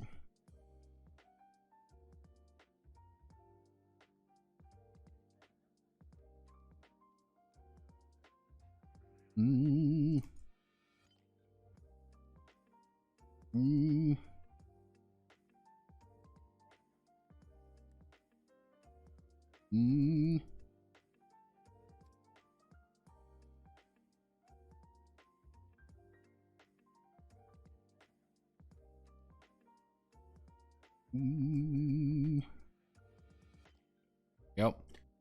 VI comes in many helpful ways. Helpful mentor, suave wingman, clingy girlfriend. Yeah, have no fear. Do you wanna get on if you wanna? Let's see. We need to find the red liner.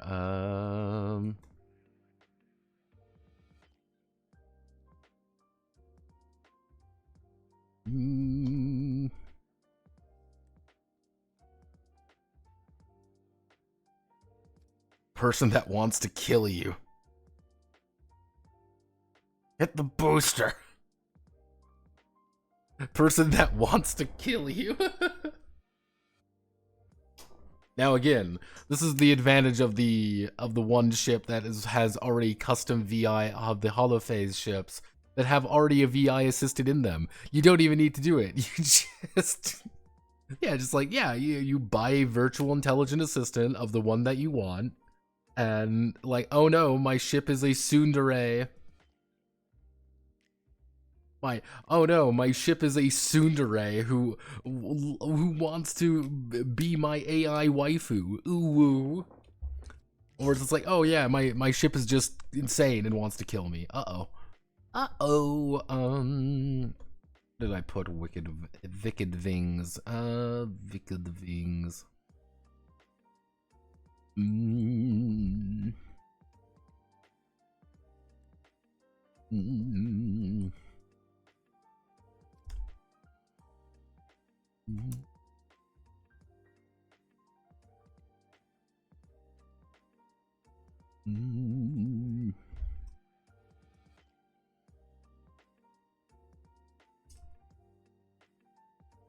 Well, whenever making the fancy flying action, and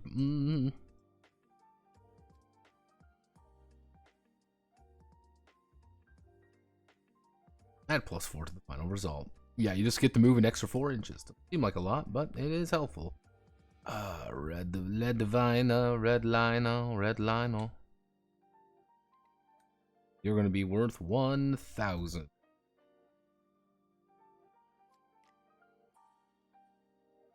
And the Luddic Knight is going to be worth... Luddic Knight's going to be worth 400 because, again, you shouldn't be ramming people, you fucking lunatic. You absolute lunatic. Don't ram into people. Ah, sir, you don't understand. I must... My ram build. Mashallah, my ram build is going to work. So, what to do? Paste unlinked. Okay, alright, we are working, we are gaming. Okay, we're gonna select a little over 70 different modules, by the way. A little over fucking 70, because I'm a masochist. What we're going to do is we're going to way up here. Make energy as small as possible. Size as small as possible. Make cache a little smaller. And make.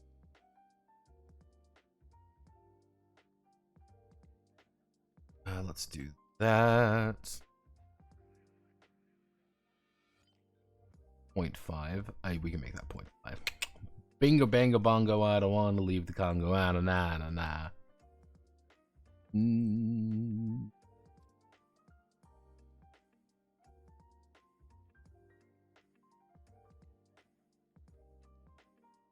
See, if you want to be a real hero, you pick up the... If you want to be a real hero, you pick up the Luddic... where is the Luddic? You pick up a Luddic Messiah, and then you pick up the Luddic Knight, and then you just ram into people. But I'm a big man, driving my big man, I need to ram the thrust of the enemy house. Well, no, I'm a big man. What about a random table in case your AI goes rogue? I'll think on it. I'm trying to... Right now, the goal is to get all of these done. That is the current goal of this, which is far easier said than done. So we have finished all of these. What I'm going to do is I'm going to go all the way back up here. We're going to find our cool weapons. Select all of our weapons. We're going to select all of our weapons. I said I'm going to... Select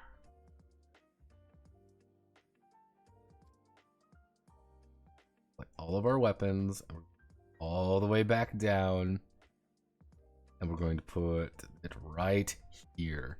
So, actually what we can do, I guess we can just put a horizontal line right here. Okay, so, this is where things start getting a little hectic. We're going to have to start coming up with ballistic weapons.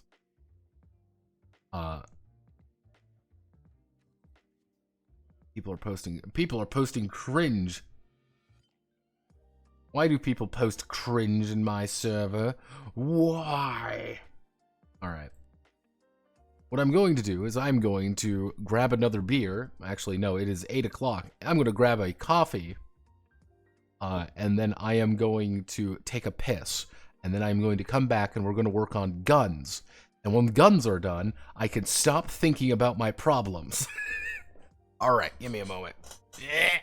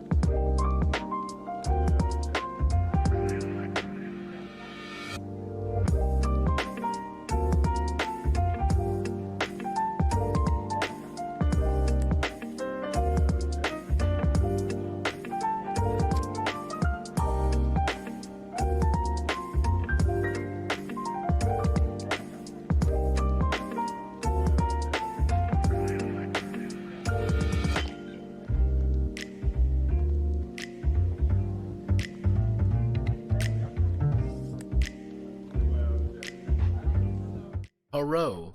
Hello. It's me.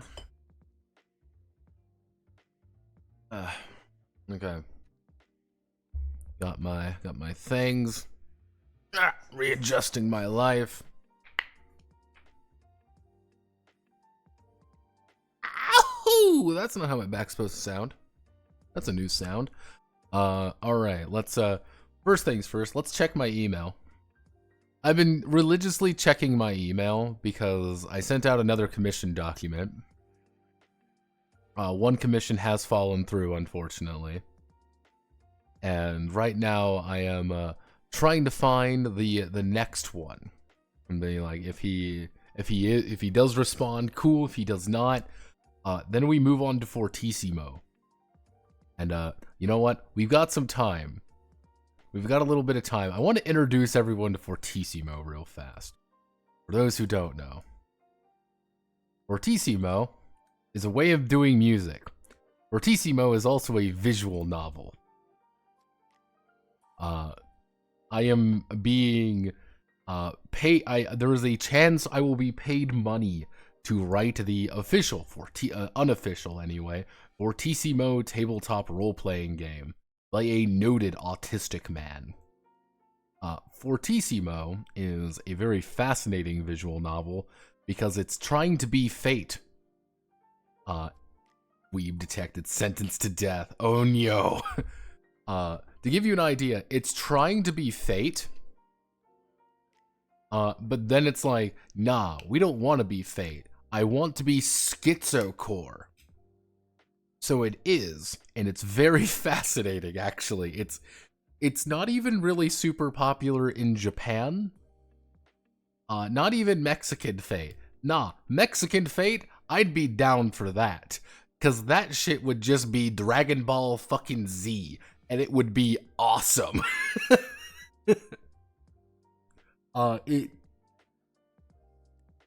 It's just kind of like a bunch of tropes put together, and they were trying to do a couple different things.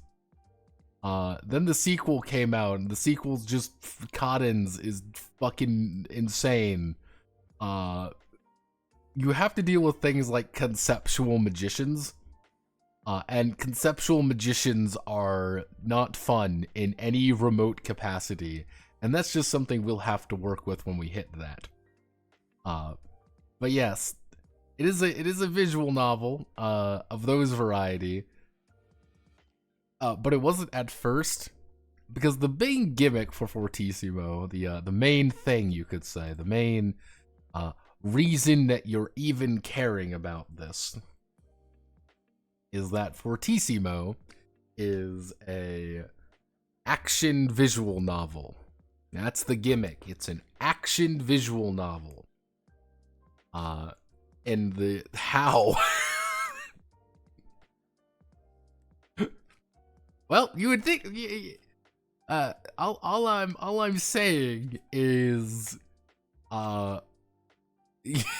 you and everyone else asked that question. Yeah, breakneck gameplay there. Yeah. Apparently, you would have to make decisions during the fights. That's how it would go. No, it's not a fighting game at all.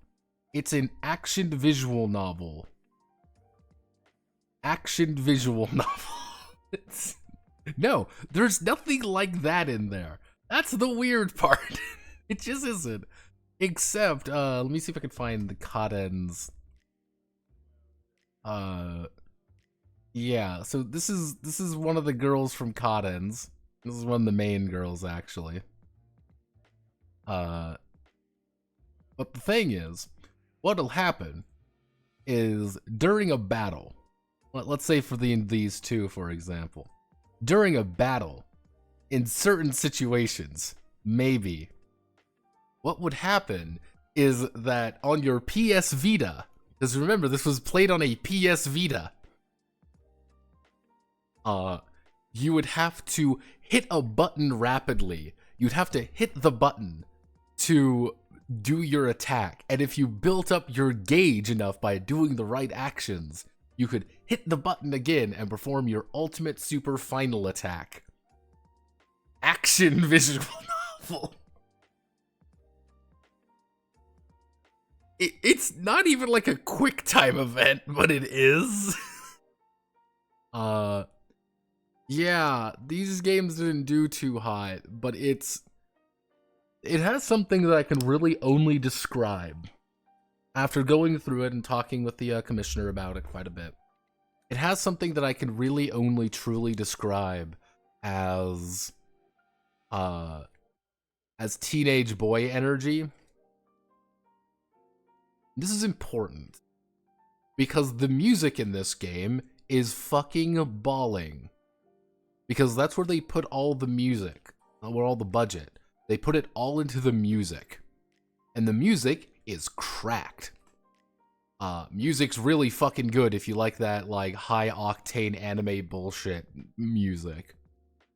And if you like that high-octane anime bullshit music, where they actually got, like, really professional bands and stuff to do things for them. Like they did like a bunch of people who did like anime OPs and stuff to make music for them, including one big one. I can't remember their name.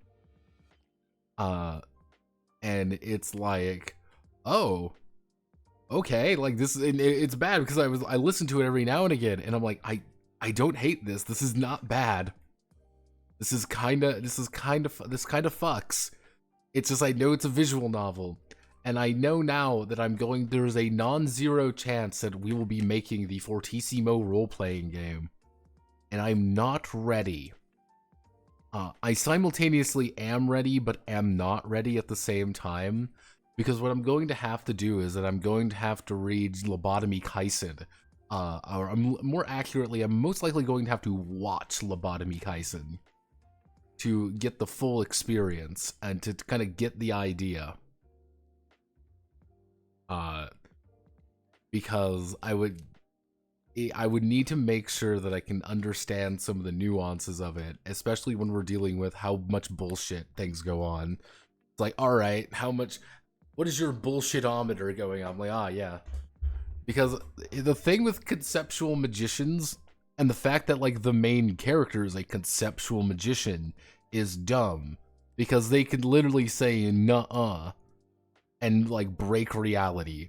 That's their entire gimmick. You have a main character who is an actual literal reality bender. With perfect oh no, it's Noblesse! Like, imagine Noblesse, except Jenna Moran is not pretentious, and she's in fact a teenage boy. She is in fact a teenage boy from Japan. Permanently about 14, and it, has a seemingly infinite budget. that is what we're working with here.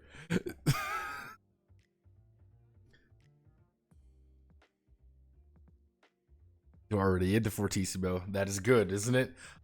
Honestly, at first I'm like, oh man, this is gonna be some fucking anime cringe I'm gonna have to deal with. Like, I'm not balling. It's gonna be some anime bullshit. But then the more I like dived into it, the more I kind of like research and have, because he's been going through it. I've been doing my own kind of like micro research on things. Because this wasn't supposed to happen right away. The more I'm like, this is really endearing. It's endearing as in the way of like how like just fucking anime bullshit we're working with.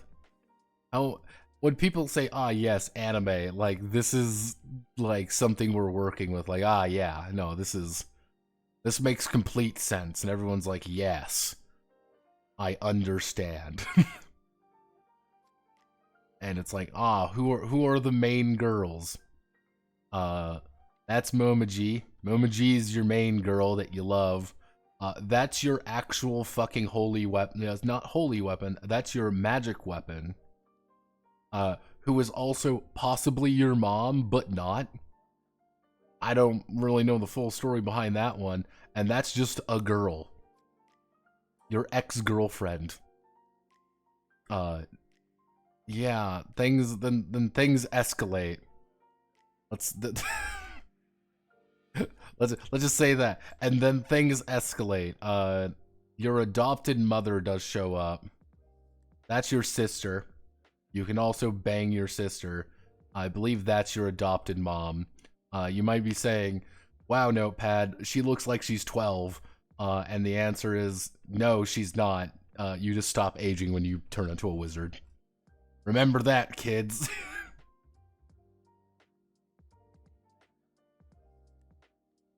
Really selling me on the character. Wow, Notepad, she looks like she's 12. She's don't worry. You don't understand.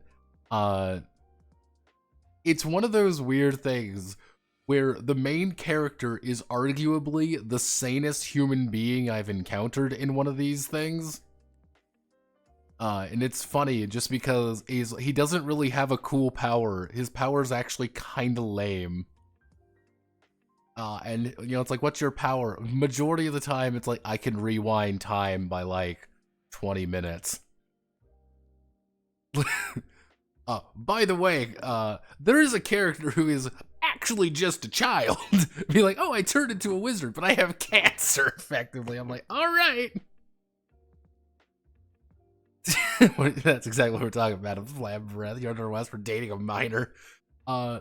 Yeah, and it's plot relevant as well, by the way. But yeah, fun fact, the first version of the game didn't have any of that shit.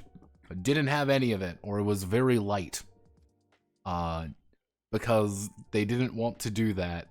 I find that very funny. Only in later versions did they add all of the, like, I want to have relationships with with other people. It's like, oh, that's interesting. Oh, you are one of those guys. She's actually 2,000 years old. Your wizard mom is actually only in her 30s, if I remember correctly. Yes, your wizard mom is only in her 30s. Your adopted younger sister, though, she's still like 15. I'm like, what the fuck?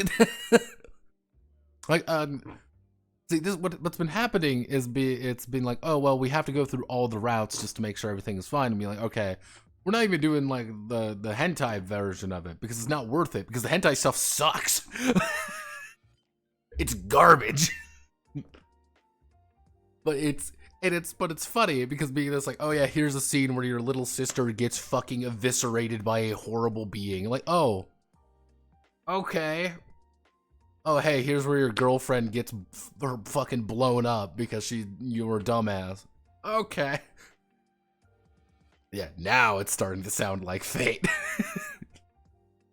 Yeah, it's a little bit of Fate. Cotton's doesn't even have any of that.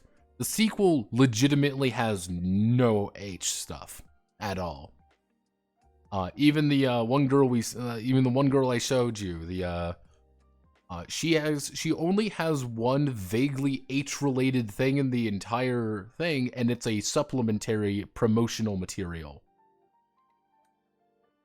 Because remember, this is an action visual novel. We don't want you to have sexy times. We want you to beat the shit out of one another.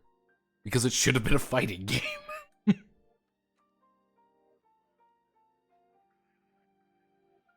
Good times. Yes, we're going to be working most likely on the Fortissimo role-playing game at this rate.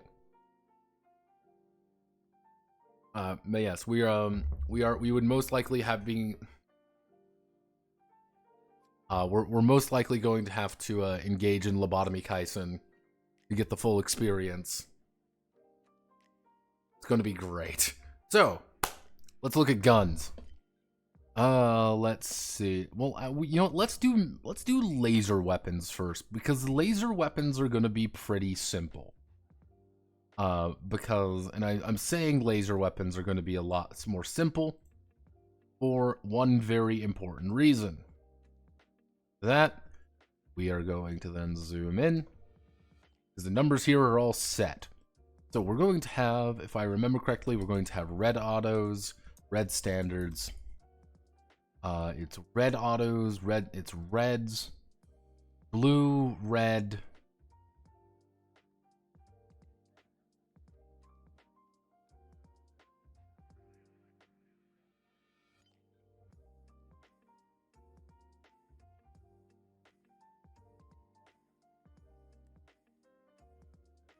Also, yes, I completely use the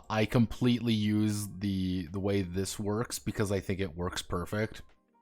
Let's see. We have blue, red, green, blue, red, green, and then we would need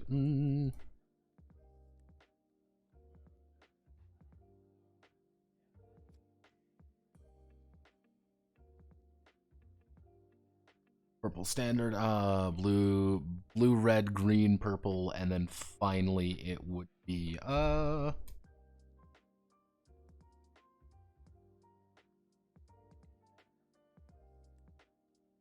okay, so basic stuff right here.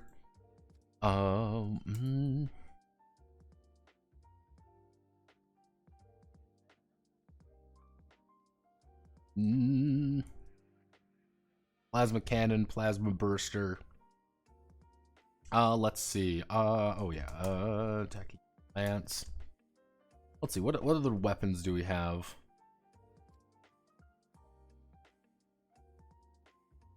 Let's see. I want plasma launchers, particle lance.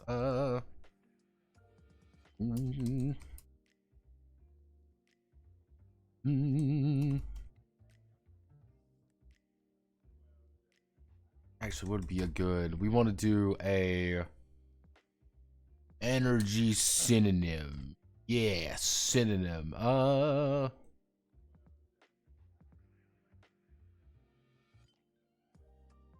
I'm just going to call it a power lance and not think about it too hard. Is this a cop out? Yes. Imagine getting your shit fucked by the Prince Beam. Actually, I know what we can do. We can call it a Prince Beam. Actually, no, we can call it a Prince Beam, a King Beam, and an Emperor Beam. Actually, we can call it. We can give him. I know what we can do. We can give him a Squire Beam, as well. And let's see our final ultimate. We want to do another, like, one more laser. Let's get 2 more laser weapons. Let's see. So we've got all our basic ones. God Beam. Repurpose Scuttle Chopper.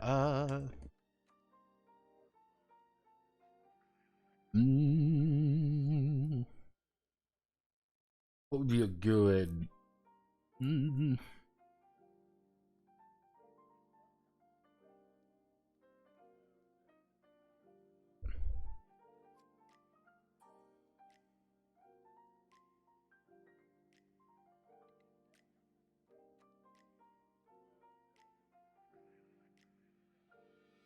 A signaler. What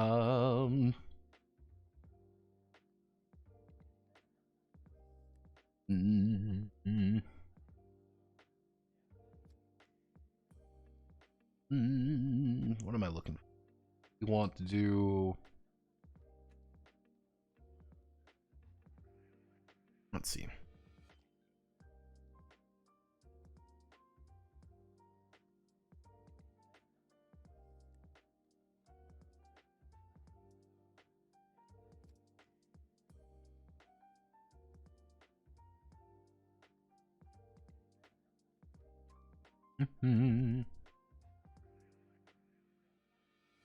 Oh, I know. We can add in some disruptors. No. No, we have to add in. So these are just going to be our laser weapon. So red auto is we're going to do 2, 3, but we're going to bump up damage by 3. Still going to remain 4, 8. We're just going to jack up the cost of it by quite a.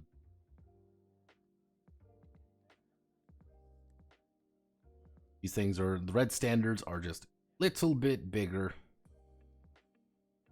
But they pack a fucking wallop. They are not fun to deal with. They are not fun to deal with, and we're going to be. Then we're going to do the greens. Everyone likes greens.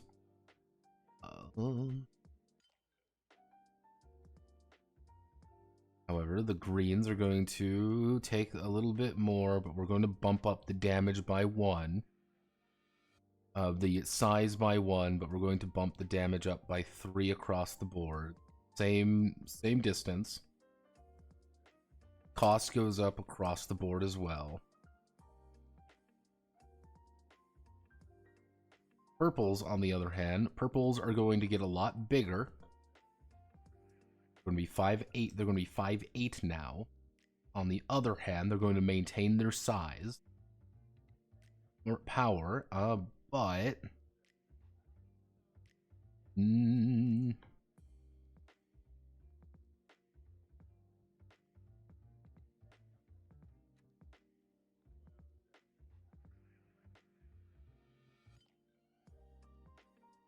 Then we do 13.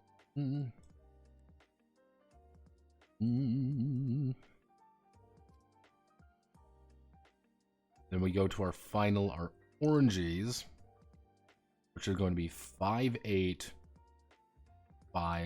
These are going to be 6, 7.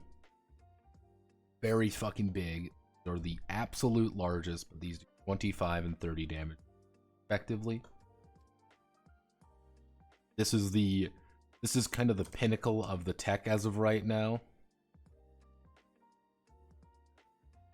And again, all of these are perfect countered by...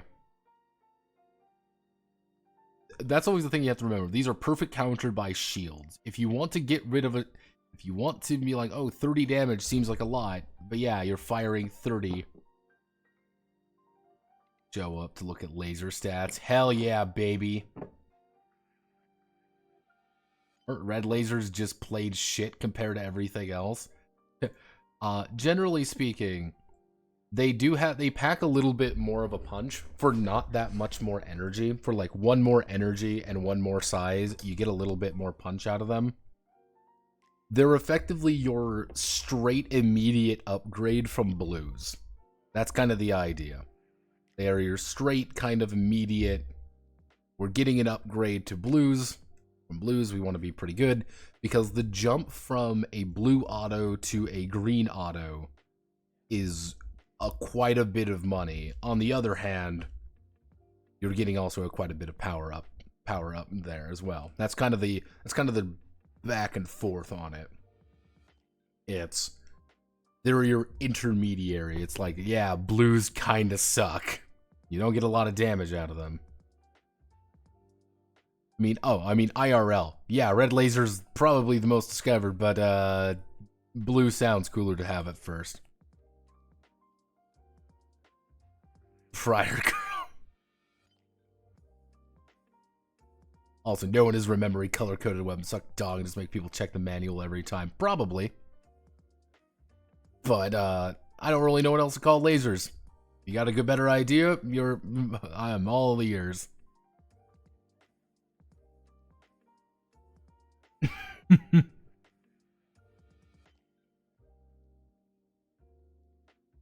Got a better idea. I am always open for learning about it. Plasma cannons. Plasma cannons, we want plasmas to be very big. Plasma burster is the same way. These are big, chunky fuckers.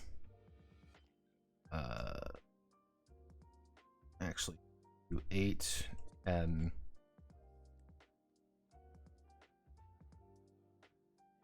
Then we do 6, 8.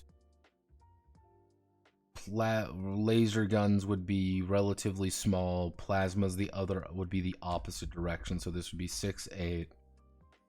Damage would be...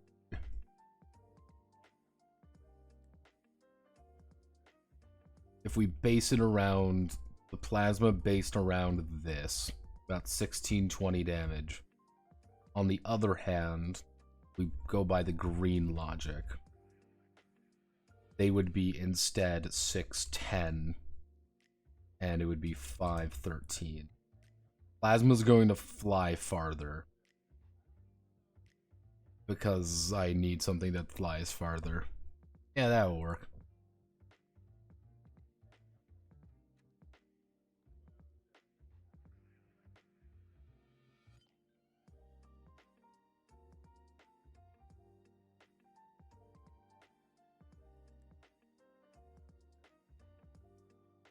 LX1, hole puncher, LX7. I guarantee you no one's gonna remember LX either.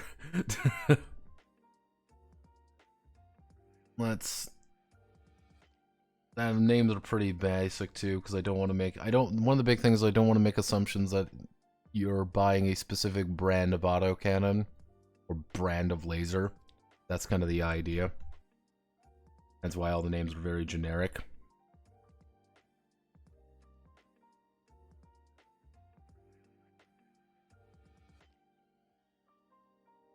Six, 8, 16.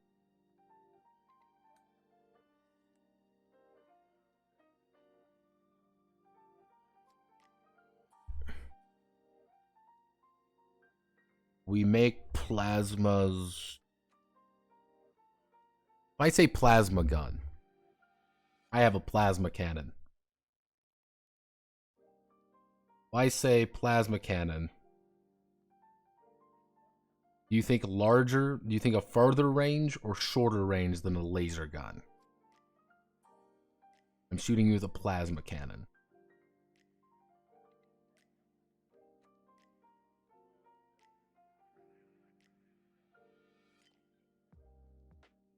Order. Okay.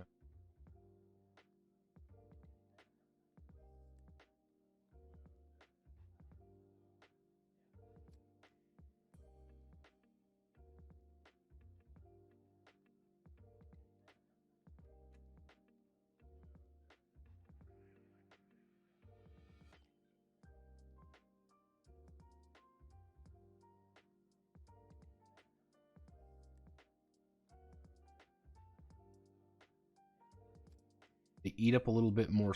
They eat up a little bit more size. They don't take up as much energy. They do not take up as much energy. They eat up just a lot of size. They deal a little bit around that, but the range is dog shit. It's gonna be 2-7.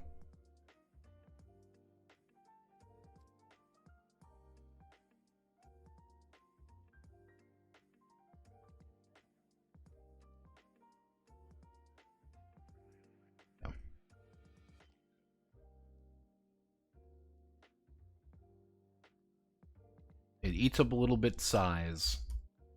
It eats up a little bit of energy. But you do a good chunk of damage. But your range isn't very good. And we'll call them midline. Make them worth... purple. Actually, we'll make them... Why don't we do 1800? We do 1800 for the plasma cannon. And then we do 1900 for the plasma burster, because the plasma burster is going to do a shit ton more damage. And if you are within range of the plasma burster, or you're dumping money into sensors, you're going to be able to fuck people up pretty bad.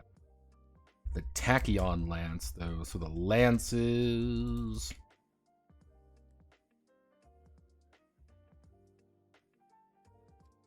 The lances are going to be big. I think that's a good idea.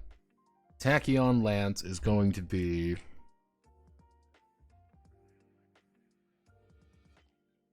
You're going to mount like one of the... Tachyon lance is going to be... Tachyon lance is there. At least say the particle lance is... You do 14 and 10. Like, this is taking up a huge portion of your ship. Power on this thing. It's going to take like 10 energy here. It's going to take like 8 energy here. Even if we do like 12-10, like this is taking up. This is your turn to fire one of these things. On the other hand, it's going to do.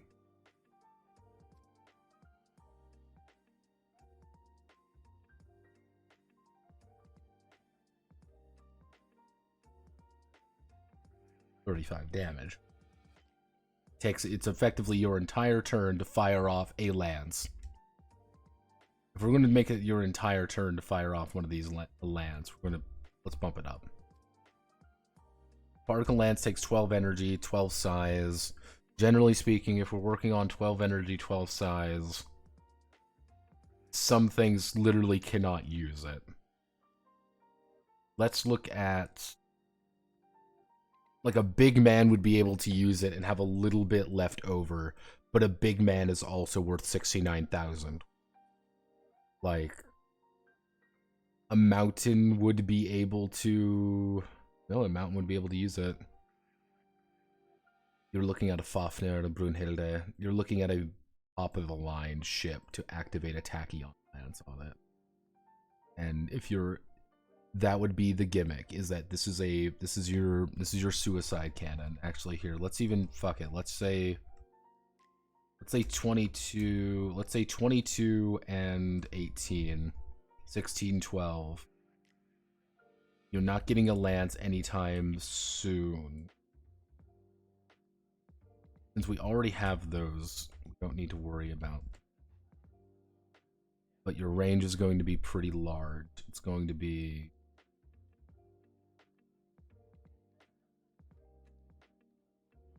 Particle lance is a little short.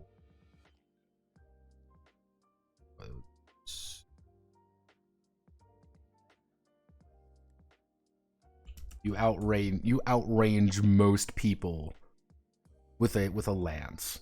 Contrasting though, everyone's gonna fucking know you activated a lance, and they're gonna close the distance and they're going to maul you to death. So let's make the like things are expensive.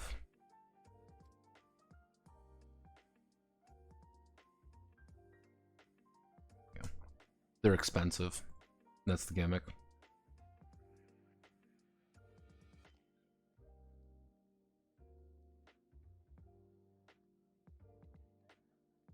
Oh, a particle can use more energy than actual energy weapon. Because it's a big laser gun that's strapped to your ship and you go boom. I don't know what else to call it than a particle lance, because that's what they called it in Stellaris, and I'm terrible with fucking names. So what about a railgun? Railgun would be considered ballistic. Railguns are going over here. Because ballistic damage and energy damage are technically different. Because the big thing is laser weapons get perfect countered by shield. You have shot someone with a tachyon lance. This is the biggest, heaviest energy weapon you have. You have spent all your energy this turn to fire a tachyon lance at that motherfucker over there. He is in a dinky little janky who barely is holding together as he toots along. He has 1 point of shield. 1. He perfect blocks it. He takes no damage. You may say, well, that's completely unfair. Well, that's silly. Why would you ever want to do? Why would you ever invest in in laser weapons then? Because laser weapons are fucking stupid because you get a lot of these things.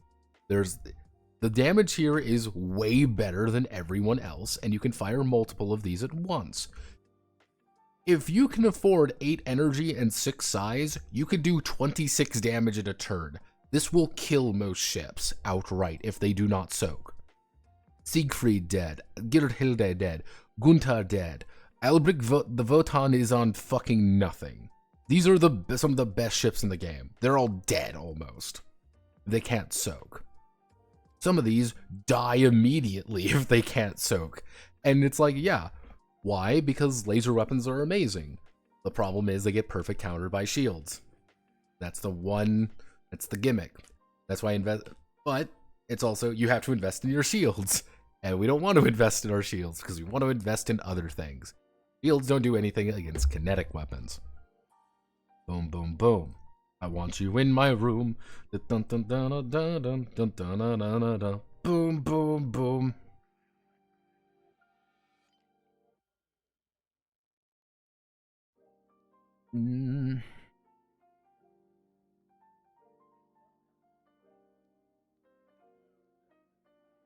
Options to evade because it can rack up target. Even doing like evasive maneuvers here, like most evasive maneuvers can't beat 45 unless they are insanely fast. Because remember, there's no aim to hit. Are you within range? Yes. You fire it and they die.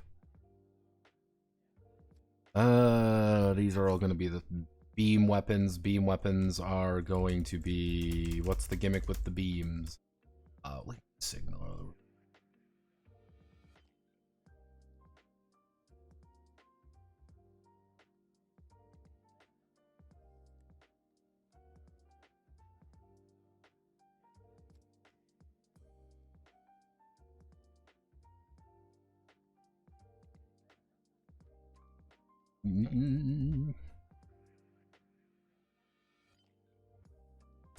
That's the gimmick with the signaler. It's literally just it doesn't do any damage. It just signals. It's literally you hitting someone with a flashlight.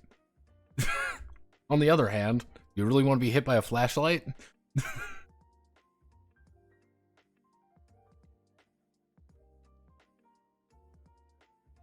This is more of a thematic one than anything. So if you want to do the Squire, Prince, King, Emperor beams, let's maybe something like 4, 5, 4, 6. And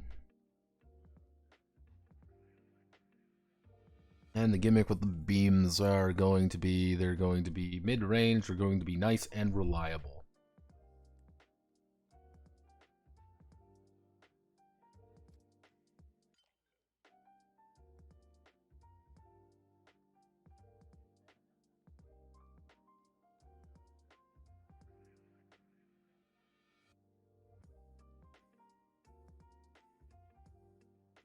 Why don't we do 16, 20, 24, 28? You're going to outpace all the, you're outpacing everything except orange standards. On the other hand, if our basic distances are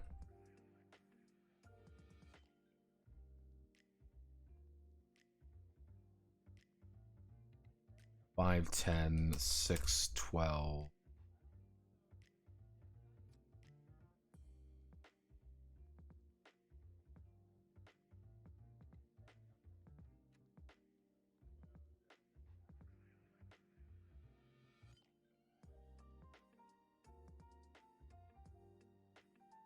We do something like that. You're outpacing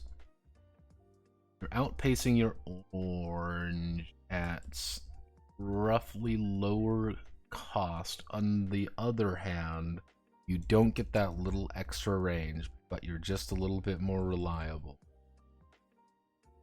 Emperor beams are, so if we want to make these,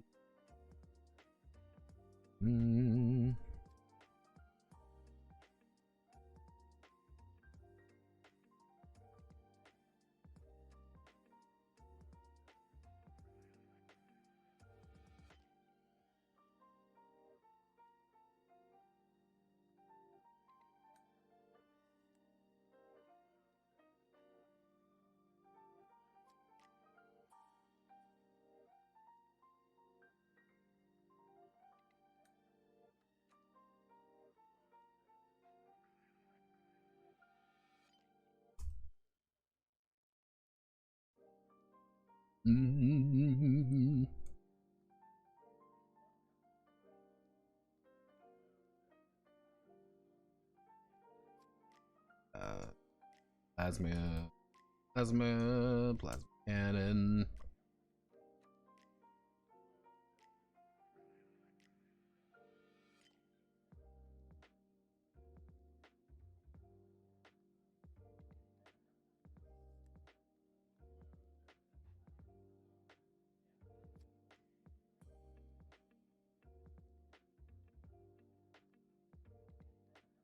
Prohibitively expect.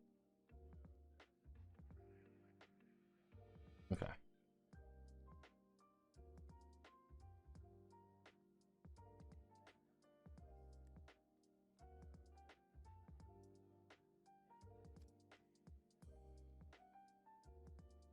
Nope, maybe that. I need to grab you. We need to put it all right here.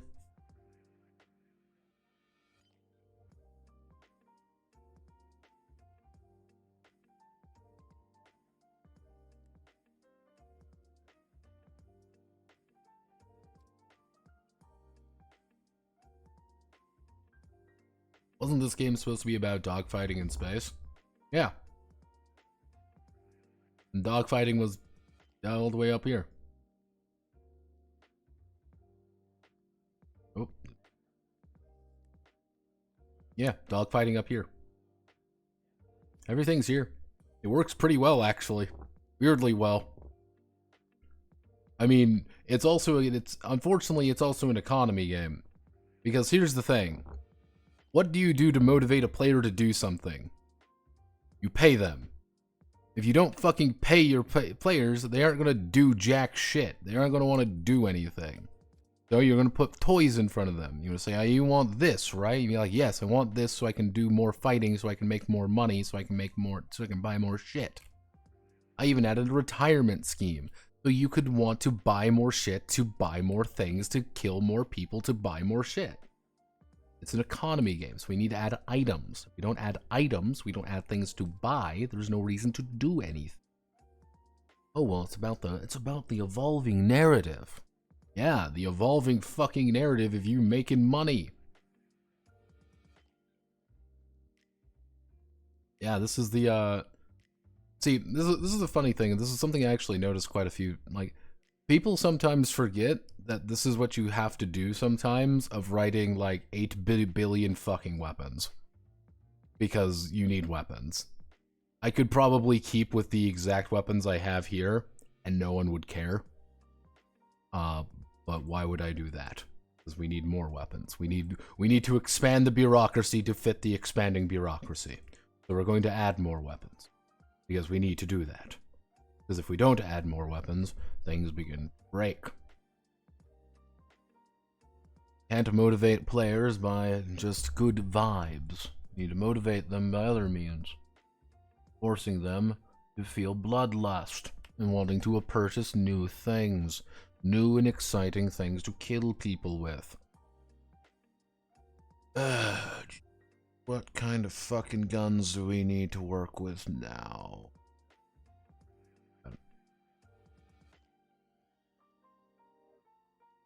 Which is why economy breaks down around level 3.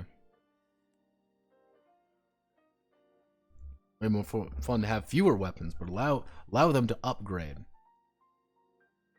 Yeah, I don't want them to upgrade things though. I want them to buy new things. I want them to look at their fucking paycheck and be like, God damn it, do I invest this in my stupid retirement fund? Or do I buy a new gun so I can take on a bigger job? That's always the thing. I always want to buy up. I want to get more stuff. I want to buy more. Oh, but the economy breaks down about level 3. There's no fucking levels in this game. Or sort of is, but you just earn stars, and stars just make it more likely that you die. Ugh. Why would players buy a retirement fund?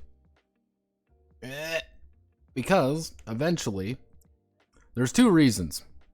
There's two very important reasons. One, so players have an end goal.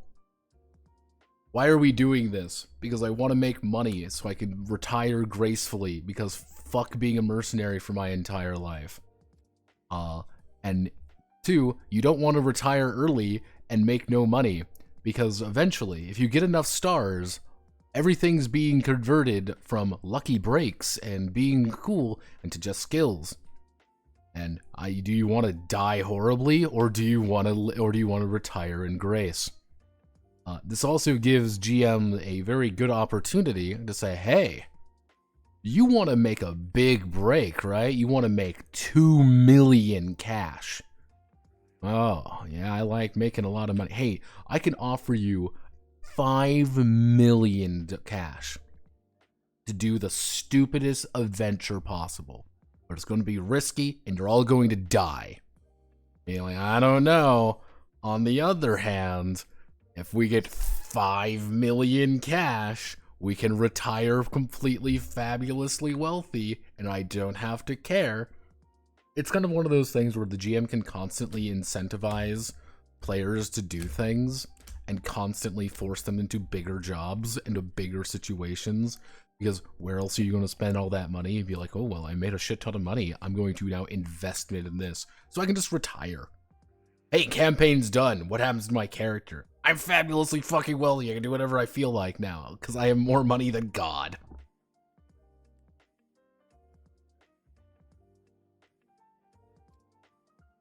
Six encounters equal level 3.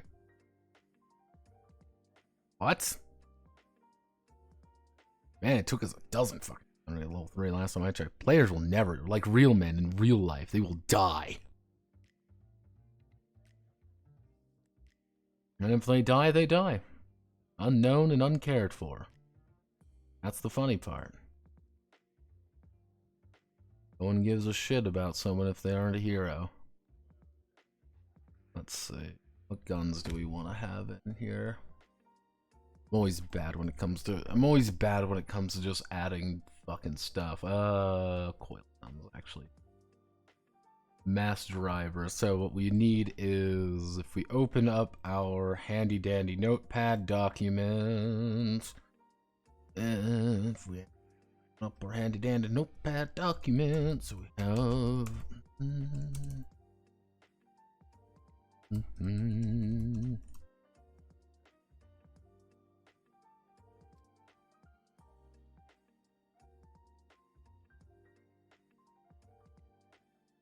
cannon, because we all like cannons. We already have autocannon.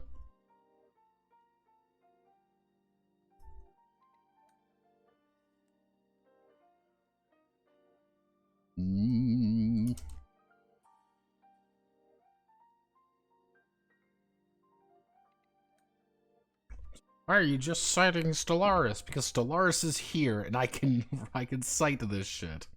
It's easy. Shit's easy, and I don't want to think about it too hard. I don't want to think too hard. I want to write games and not worry about fucking names. So if we use this,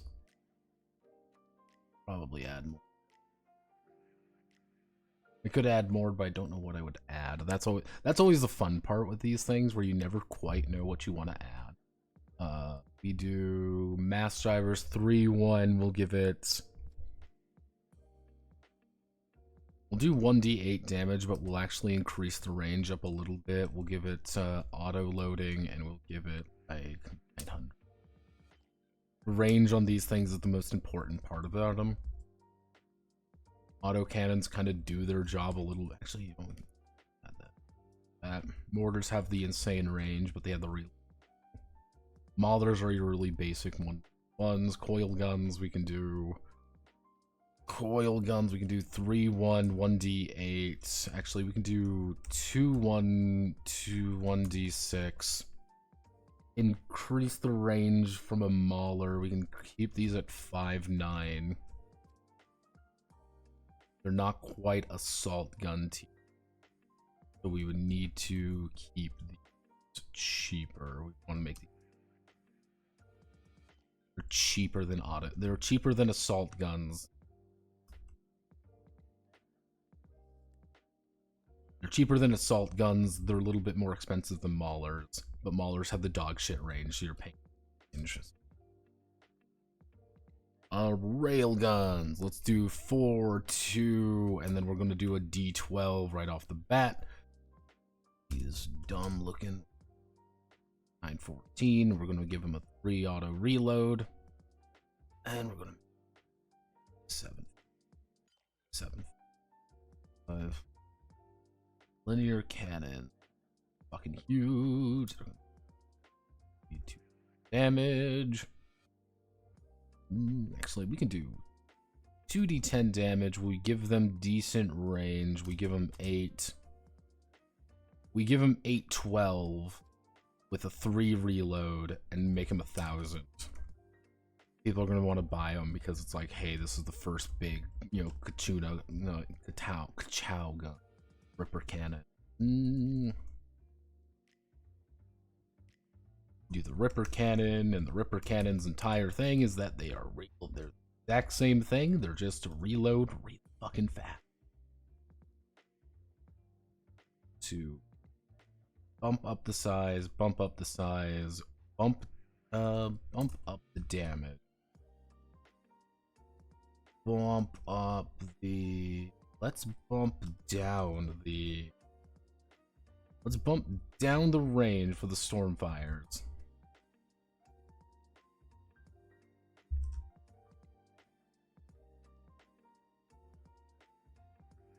Actually, no. We do these 1d10. We do these 1d10, we bump down the range, we have auto reload on them. This is your first time. Actually, we can make them 3. They're just big, they don't take too much. They're big to fit in, but you can actually stack in a few of them and rip and roar.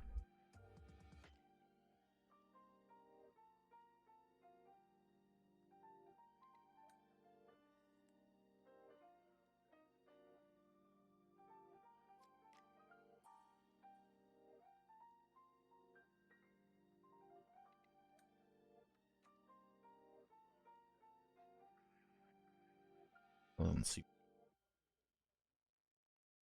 Fuck.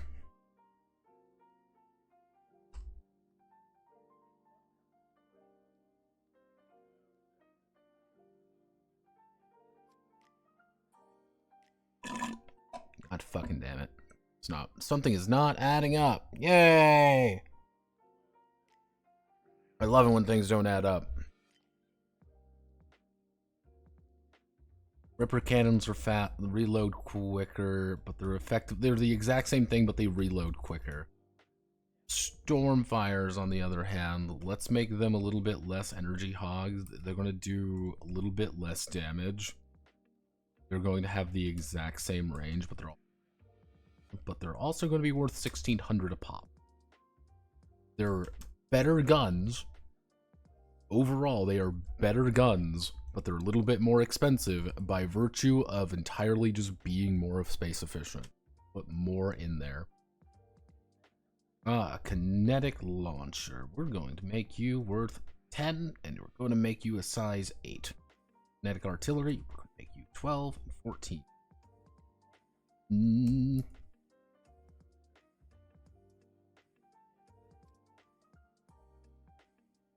Big motherfuckers, and you are advanced effect.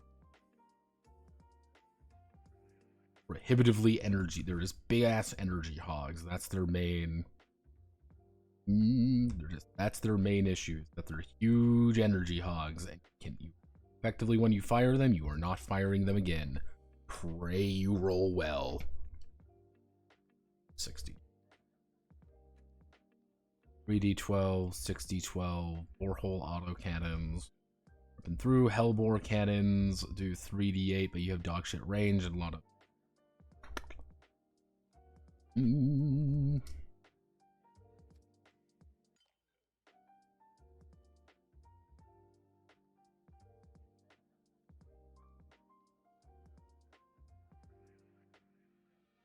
For the cost of an orange standard, you can buy a kinetic artillery, which is going to do a lot more for you in the long run.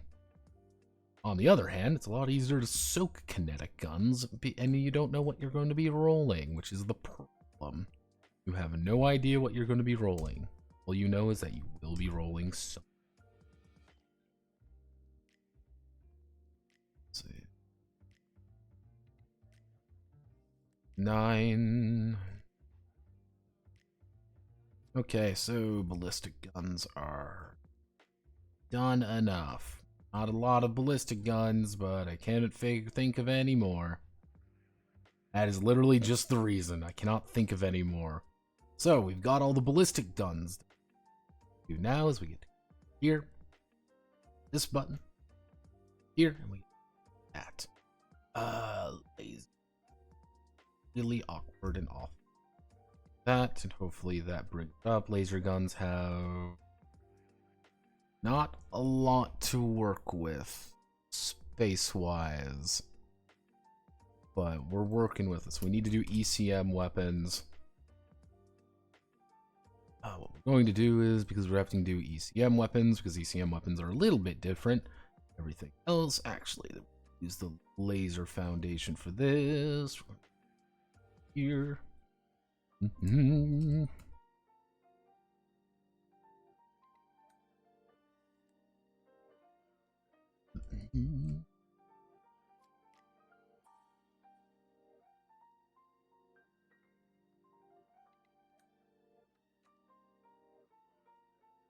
Mm-hmm. Disruptor, agitator,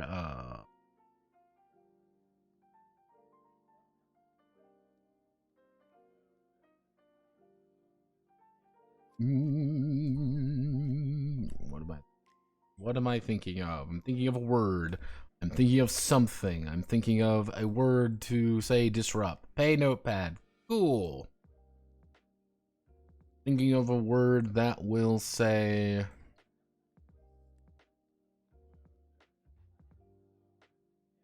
Fuck. I'm bad with names. Oh,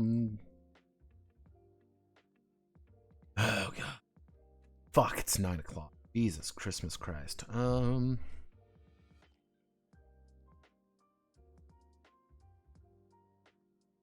not happy with Disruptor 2, 3 ECM damage is going to be... We can say actually, it's going to do 1d6, it's going to do 1d3 ECM, it's going to be 1d6, 2d6, and...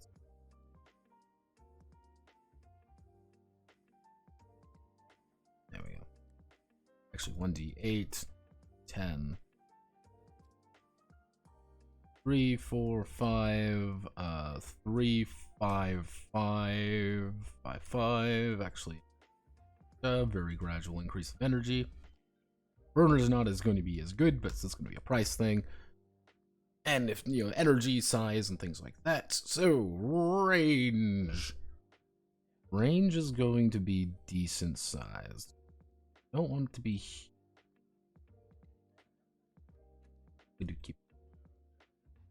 We keep things at 4-8. This will be pretty easy to understand. Like, you can always, within 4 to 8 inches, you can start using ECM weapons.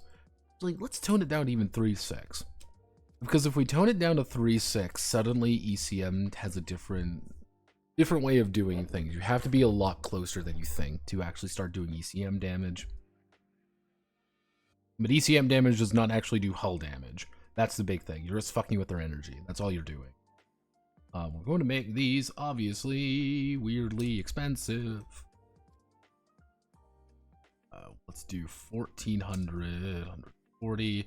That is a 500 increase, so that's 1,900, which is... Why would anyone pay this much money for ECM weapons? Because all ECM weapons do is take away your shields and take away things from you. Takes away energy. That's the main issue. Eats your energy, and if it eats your energy, you are not acting. Sitting there like a dumbass. And you're going to die. Everyone's going to make fun of you.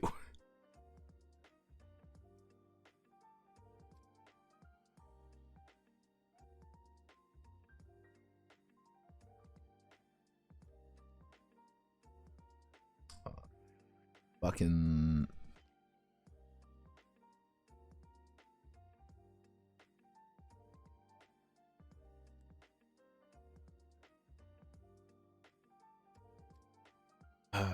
let's do this, and then we need...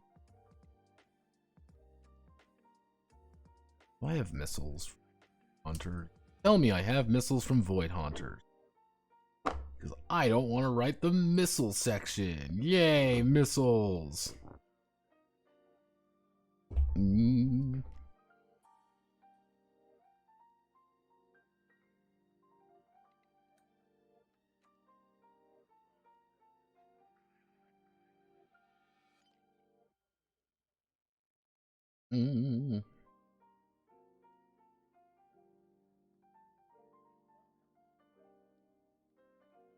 Okay.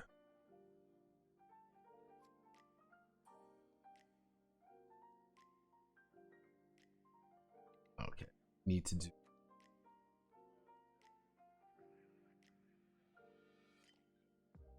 do. So we missiles. Let's see. First things first, we don't need you. We don't need you. Don't need MV. No, MVV we can keep. Keep the MVV. We're just going to take. This is going to be a different way of doing the MVV. What we're going to do is going to be damage. This is going to be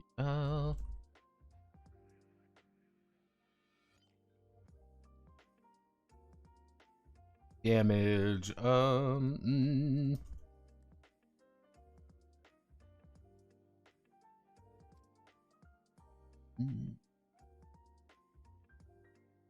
How do we want to do?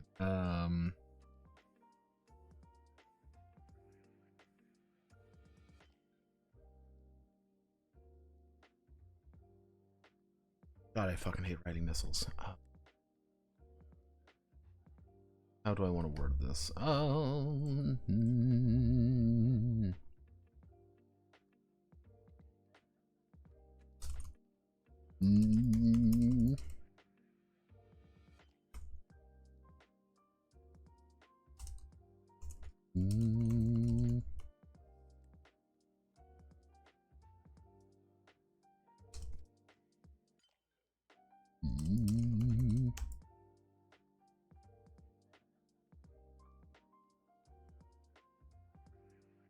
The missile velocity value MV.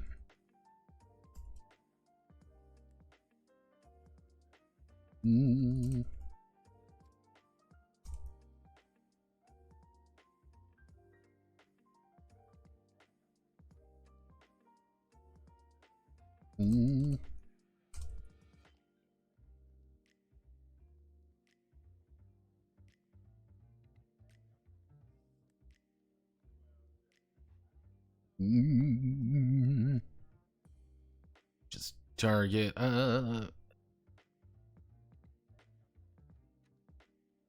let's see if lock-on is ever broken.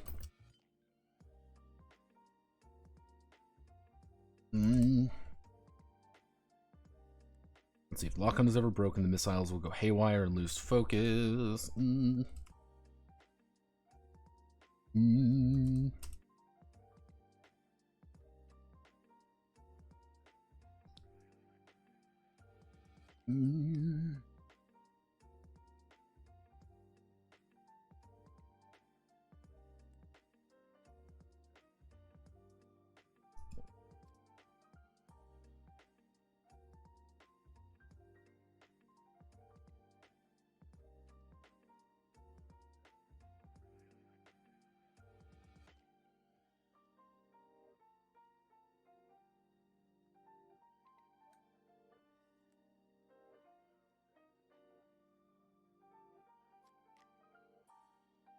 We do that.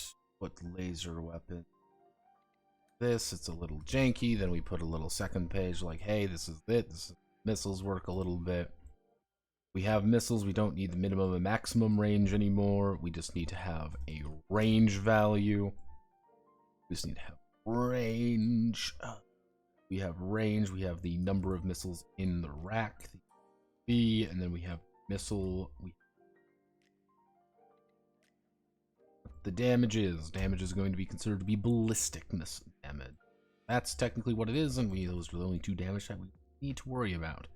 Let's see. We want to do. Okay, Adolphus. Let's see, MVV.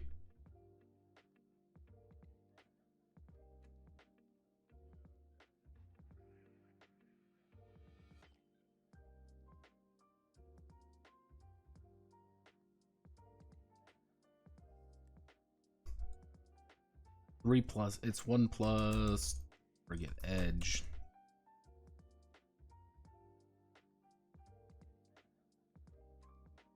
You want to fight, you want to hit someone who is not having.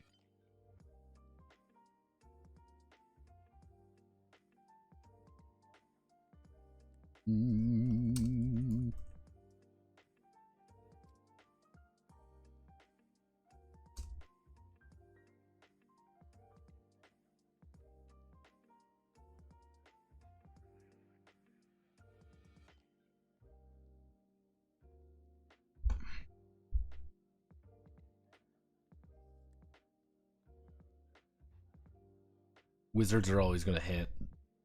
You go fucking fast, and that's the entire gimmick with them. They only do 1d3 damage, though.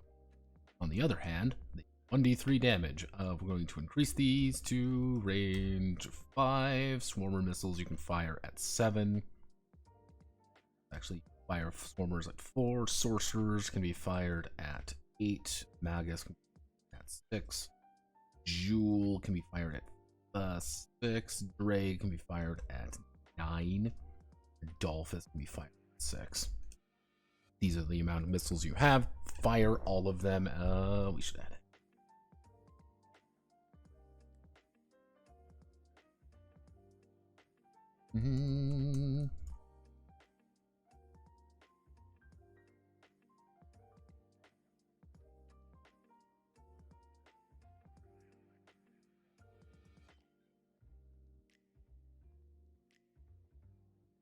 This cash cost.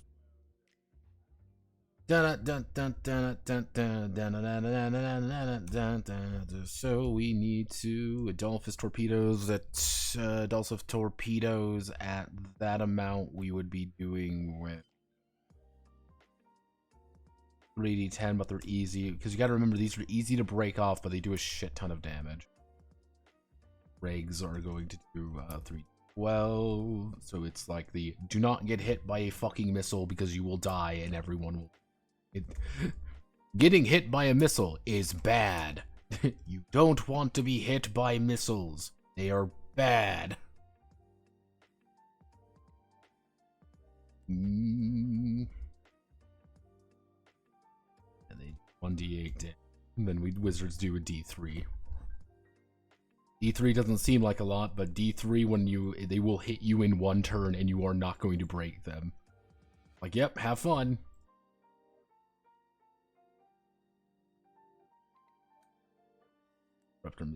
Hard R. Interceptor 3d3, point left, the idiot for dying. Real. That's effectively the idea of the Adolphus of the torpedo racks.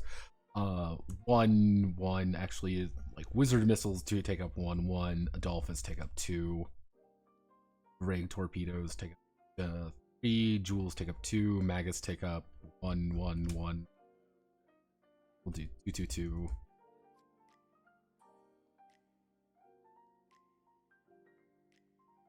We'll do 3/3/3 2/2/2. 3.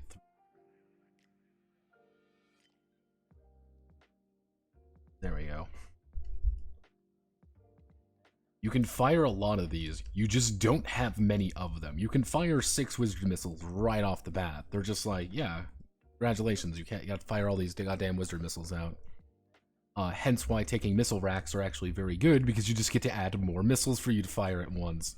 And it's like, dodge this motherfucker as you throw in 1,500 missiles at them.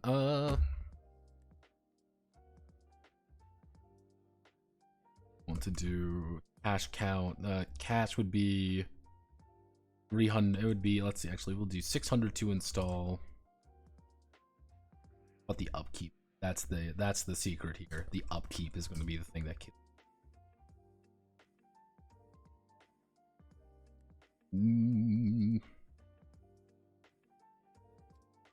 Because you gotta buy all your missiles back.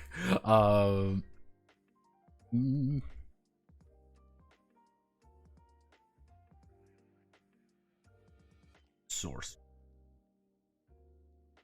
50, so it'd normally be 45, so it's 90 now. Swarmer missiles are worth 100, so you have 80 on them. And wizard missiles, wizard missiles, 250, otherwise known as 54. And again, they fire a bunch of missiles at you. You have to burn an action to do something about it. That's the main problem. You have to burn energy. have to burn something you do not have. So now, because you don't have that thing, it's, hey, I've had to burn a minor action, and now I can no longer protect myself. Or, hey, I've had to burn a minor action, I can no longer do something. Because I've done something, I am unable to do something later.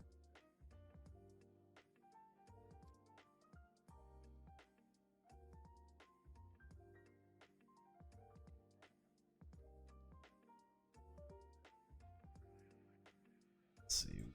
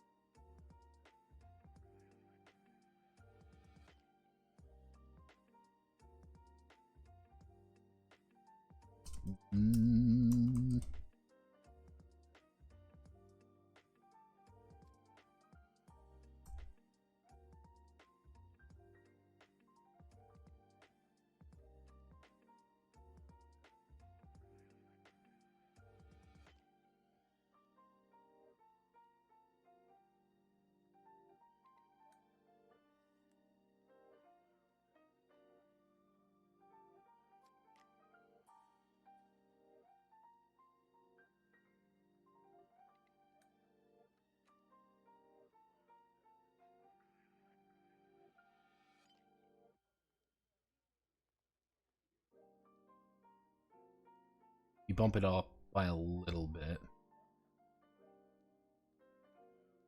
Because we suddenly made these extremely fast. Because now everything is going to be going a number of actions. If you fire first, these missiles are going to hit them before they can act. Because you fired them, and you just... I'm okay with that.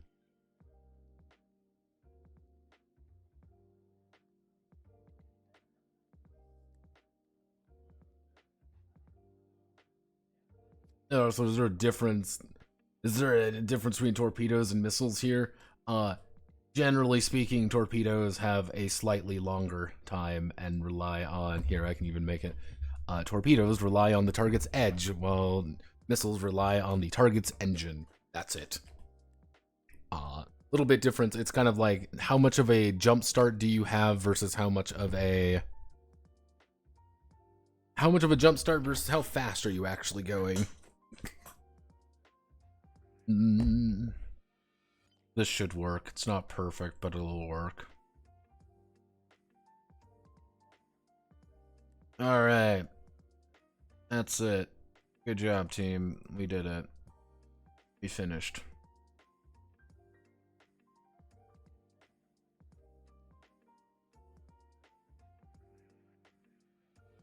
Game's done. Yay. This game turned out to be a little bit longer than I had planned. I guess that's good in its own way, right? Right. It's nice in its own way for games to be long. A little bit discouraging in some aspects, but I guess that comes with the territory. Let's see. It has been 23,000 words. That's not terrible. I could probably... What I would need to do is I need to go through here and like add all the artwork, but adding artwork takes for fucking ever, so I might not do that. I saw that. I think I didn't see that. Does the game function? I'm like 95% sure it does. Yeah. Game should be short. Which game is the longest one you've made? What's fine? About 23,000 words. 6 episodes making a game. Yeah, that sounds about right. 2 weeks. 2 weeks turnaround. That's pretty average time. Which the game is the longest, the absolute longest game I've made. Absolute longest. Probably Blood, Coin, and Steel, if we're adding in all the expansions. BCS is, I think, easy about 200 pages. Pure word count. Hearts of Darkness may have the highest word count. Yeah, I would say word count wise, I think that one would be it. And the thing is, here's the thing.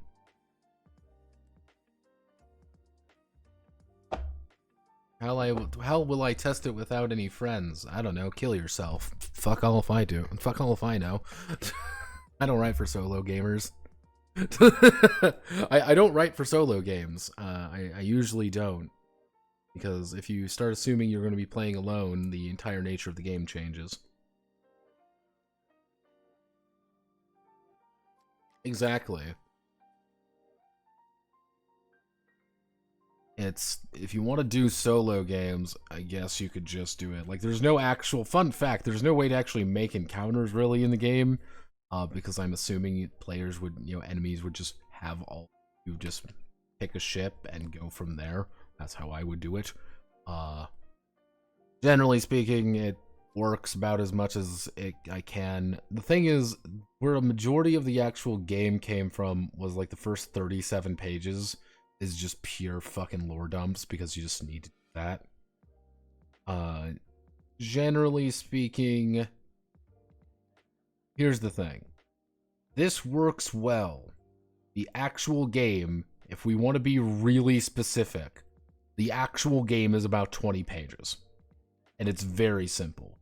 A lot of the stuff here is just time for busy work, because that's what the game is supposed to be. Easy. That's the nature of the beast there. Like, this is like, we just need stuff. And if we don't add stuff to this game, we don't have anything to do. So it's just stuff. All it is. Basic premise here works. Basic premise here works. Everything up here works well enough. Everything in the game works. If I were to... if I had about double the time and 200% more budget, otherwise known as $2, or no dollars, because I don't make money from these things, let's be fucking for real here, probably I would expand out this section a bit. Expand out this section, I just add in a lot more rules, like little things, because like, you just need a lot of little...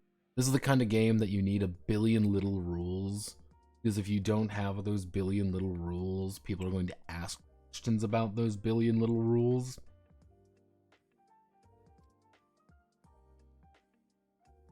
Effectively.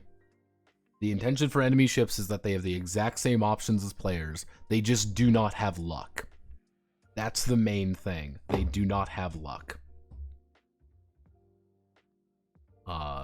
Which is effectively saying, hey, they don't have any ability to actually mitigate losses or, kind of give them some bonuses. That's really it. Because, and that was one thing I wanted to go into, is it's like, I want players to be like, this is an actual ship that I want to fight.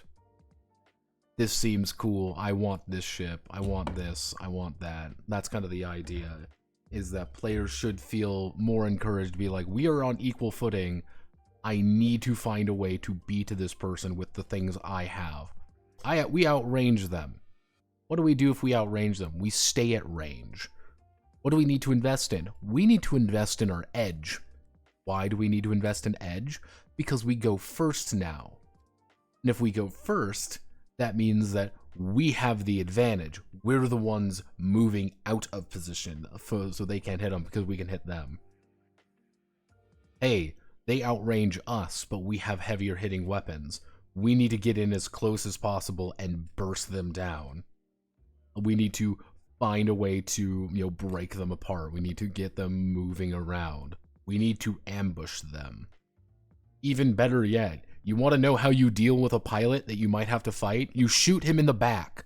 You get a gun, and he is like, oh, goodbye. When he turns around, you shoot him, and he's dead on the ground, and then you kick the corpse a few times. He's like, oh, well, guess I win this dogfight. Hee hee hoo hoo. Spin the gun around and put it back in your fucking holster. Like, it's one of those things where it's like, you need to think ahead of what you're doing. Not necessarily like it's builds and things, because that's where rangers come in. Not only do you have all your cool stuff that lets you do you, but you also have skills which give you free energy, which allows you to invest in things a little bit more different, a little bit differently.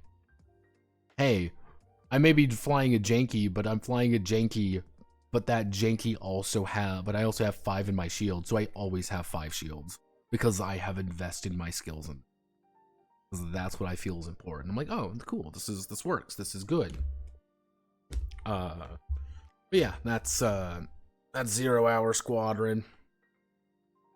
Oh god, I meant to stream earlier because I knew this was gonna take for fucking ever.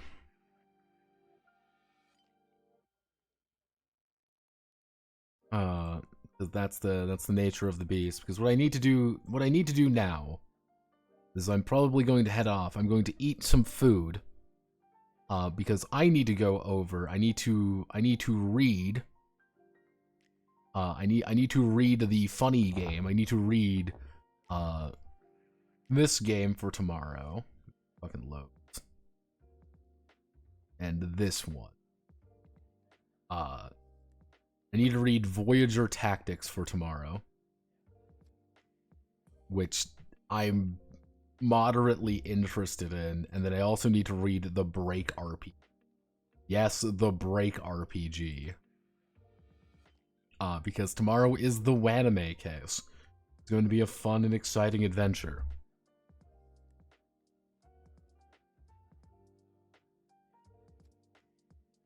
It does not really sound Top Gun. You want Top Gun, you play Sidewinder. Like, but yeah, no, it's gone over Cloudbreaker Alliance, gone over Valor. Cloudbreaker is odd. I have opinions on Cloudbreaker, and they may be good. I don't know. Like that, am I going to read the games on Discord tonight? Probably. I am really like the thing with Cloudbreaker. Here's the thing with Cloudbreaker that mystifies me. I'll expand upon this a little bit tomorrow as I close out this stream. Cloudbreaker is a game that does not exist without D&D 5th edition. Does it? Yeah, that's kind of the idea, which is a weird thing to say. Does a game exist without the presence of another? If you do not know D&D 5e, does Cloudbreaker Alliance work or exist or make sense? I don't think so. Which is a weird thing to say, and I'll kind of expand upon my ideas there tomorrow. Valor is odd. Don't know if I like Valor or... Here's the thing. I don't hate Valor. I think Valor's math is weird. And that weird math is a lot of just wording issues that apparently they're going to fix. Who knows? For Valor, very simply, the math is really weird because you can technically take 1 damage from everything and everyone has like 190 health. That's the thing. You can there are very specific things you can do in Valor to be like, I take 1 damage. How much health do you have? 250. Cool. And oh, I've been hit by the super attack. I take 1 damage. Oh, I've been hit by the super attack. I take 1 damage. Oh, she doesn't have pants. Cloudbreaker. Like, the weird thing with Cloudbreaker is that there's a lot of assumptions in that game. It is also laid out by a lunatic, and we will see that tomorrow. It is laid out by a complete fucking loon. Which I'm to the point where I need to ask him. I need to contact CJ Leung, or CJ Leung, and fucking ask him. Like, what is your What are you smoking? Like, I need to know. I must know. Motherfucker, character creation is the first thing we go over. Motherfucker. I'm gonna have a fucking stroke. Yeah, Voyager Tactics is apparently a, yeah, Voyager Tactics is apparently an off-brand League of Legends game. So, oh boy, it's League of Legends time. I love League of Legends. Yay!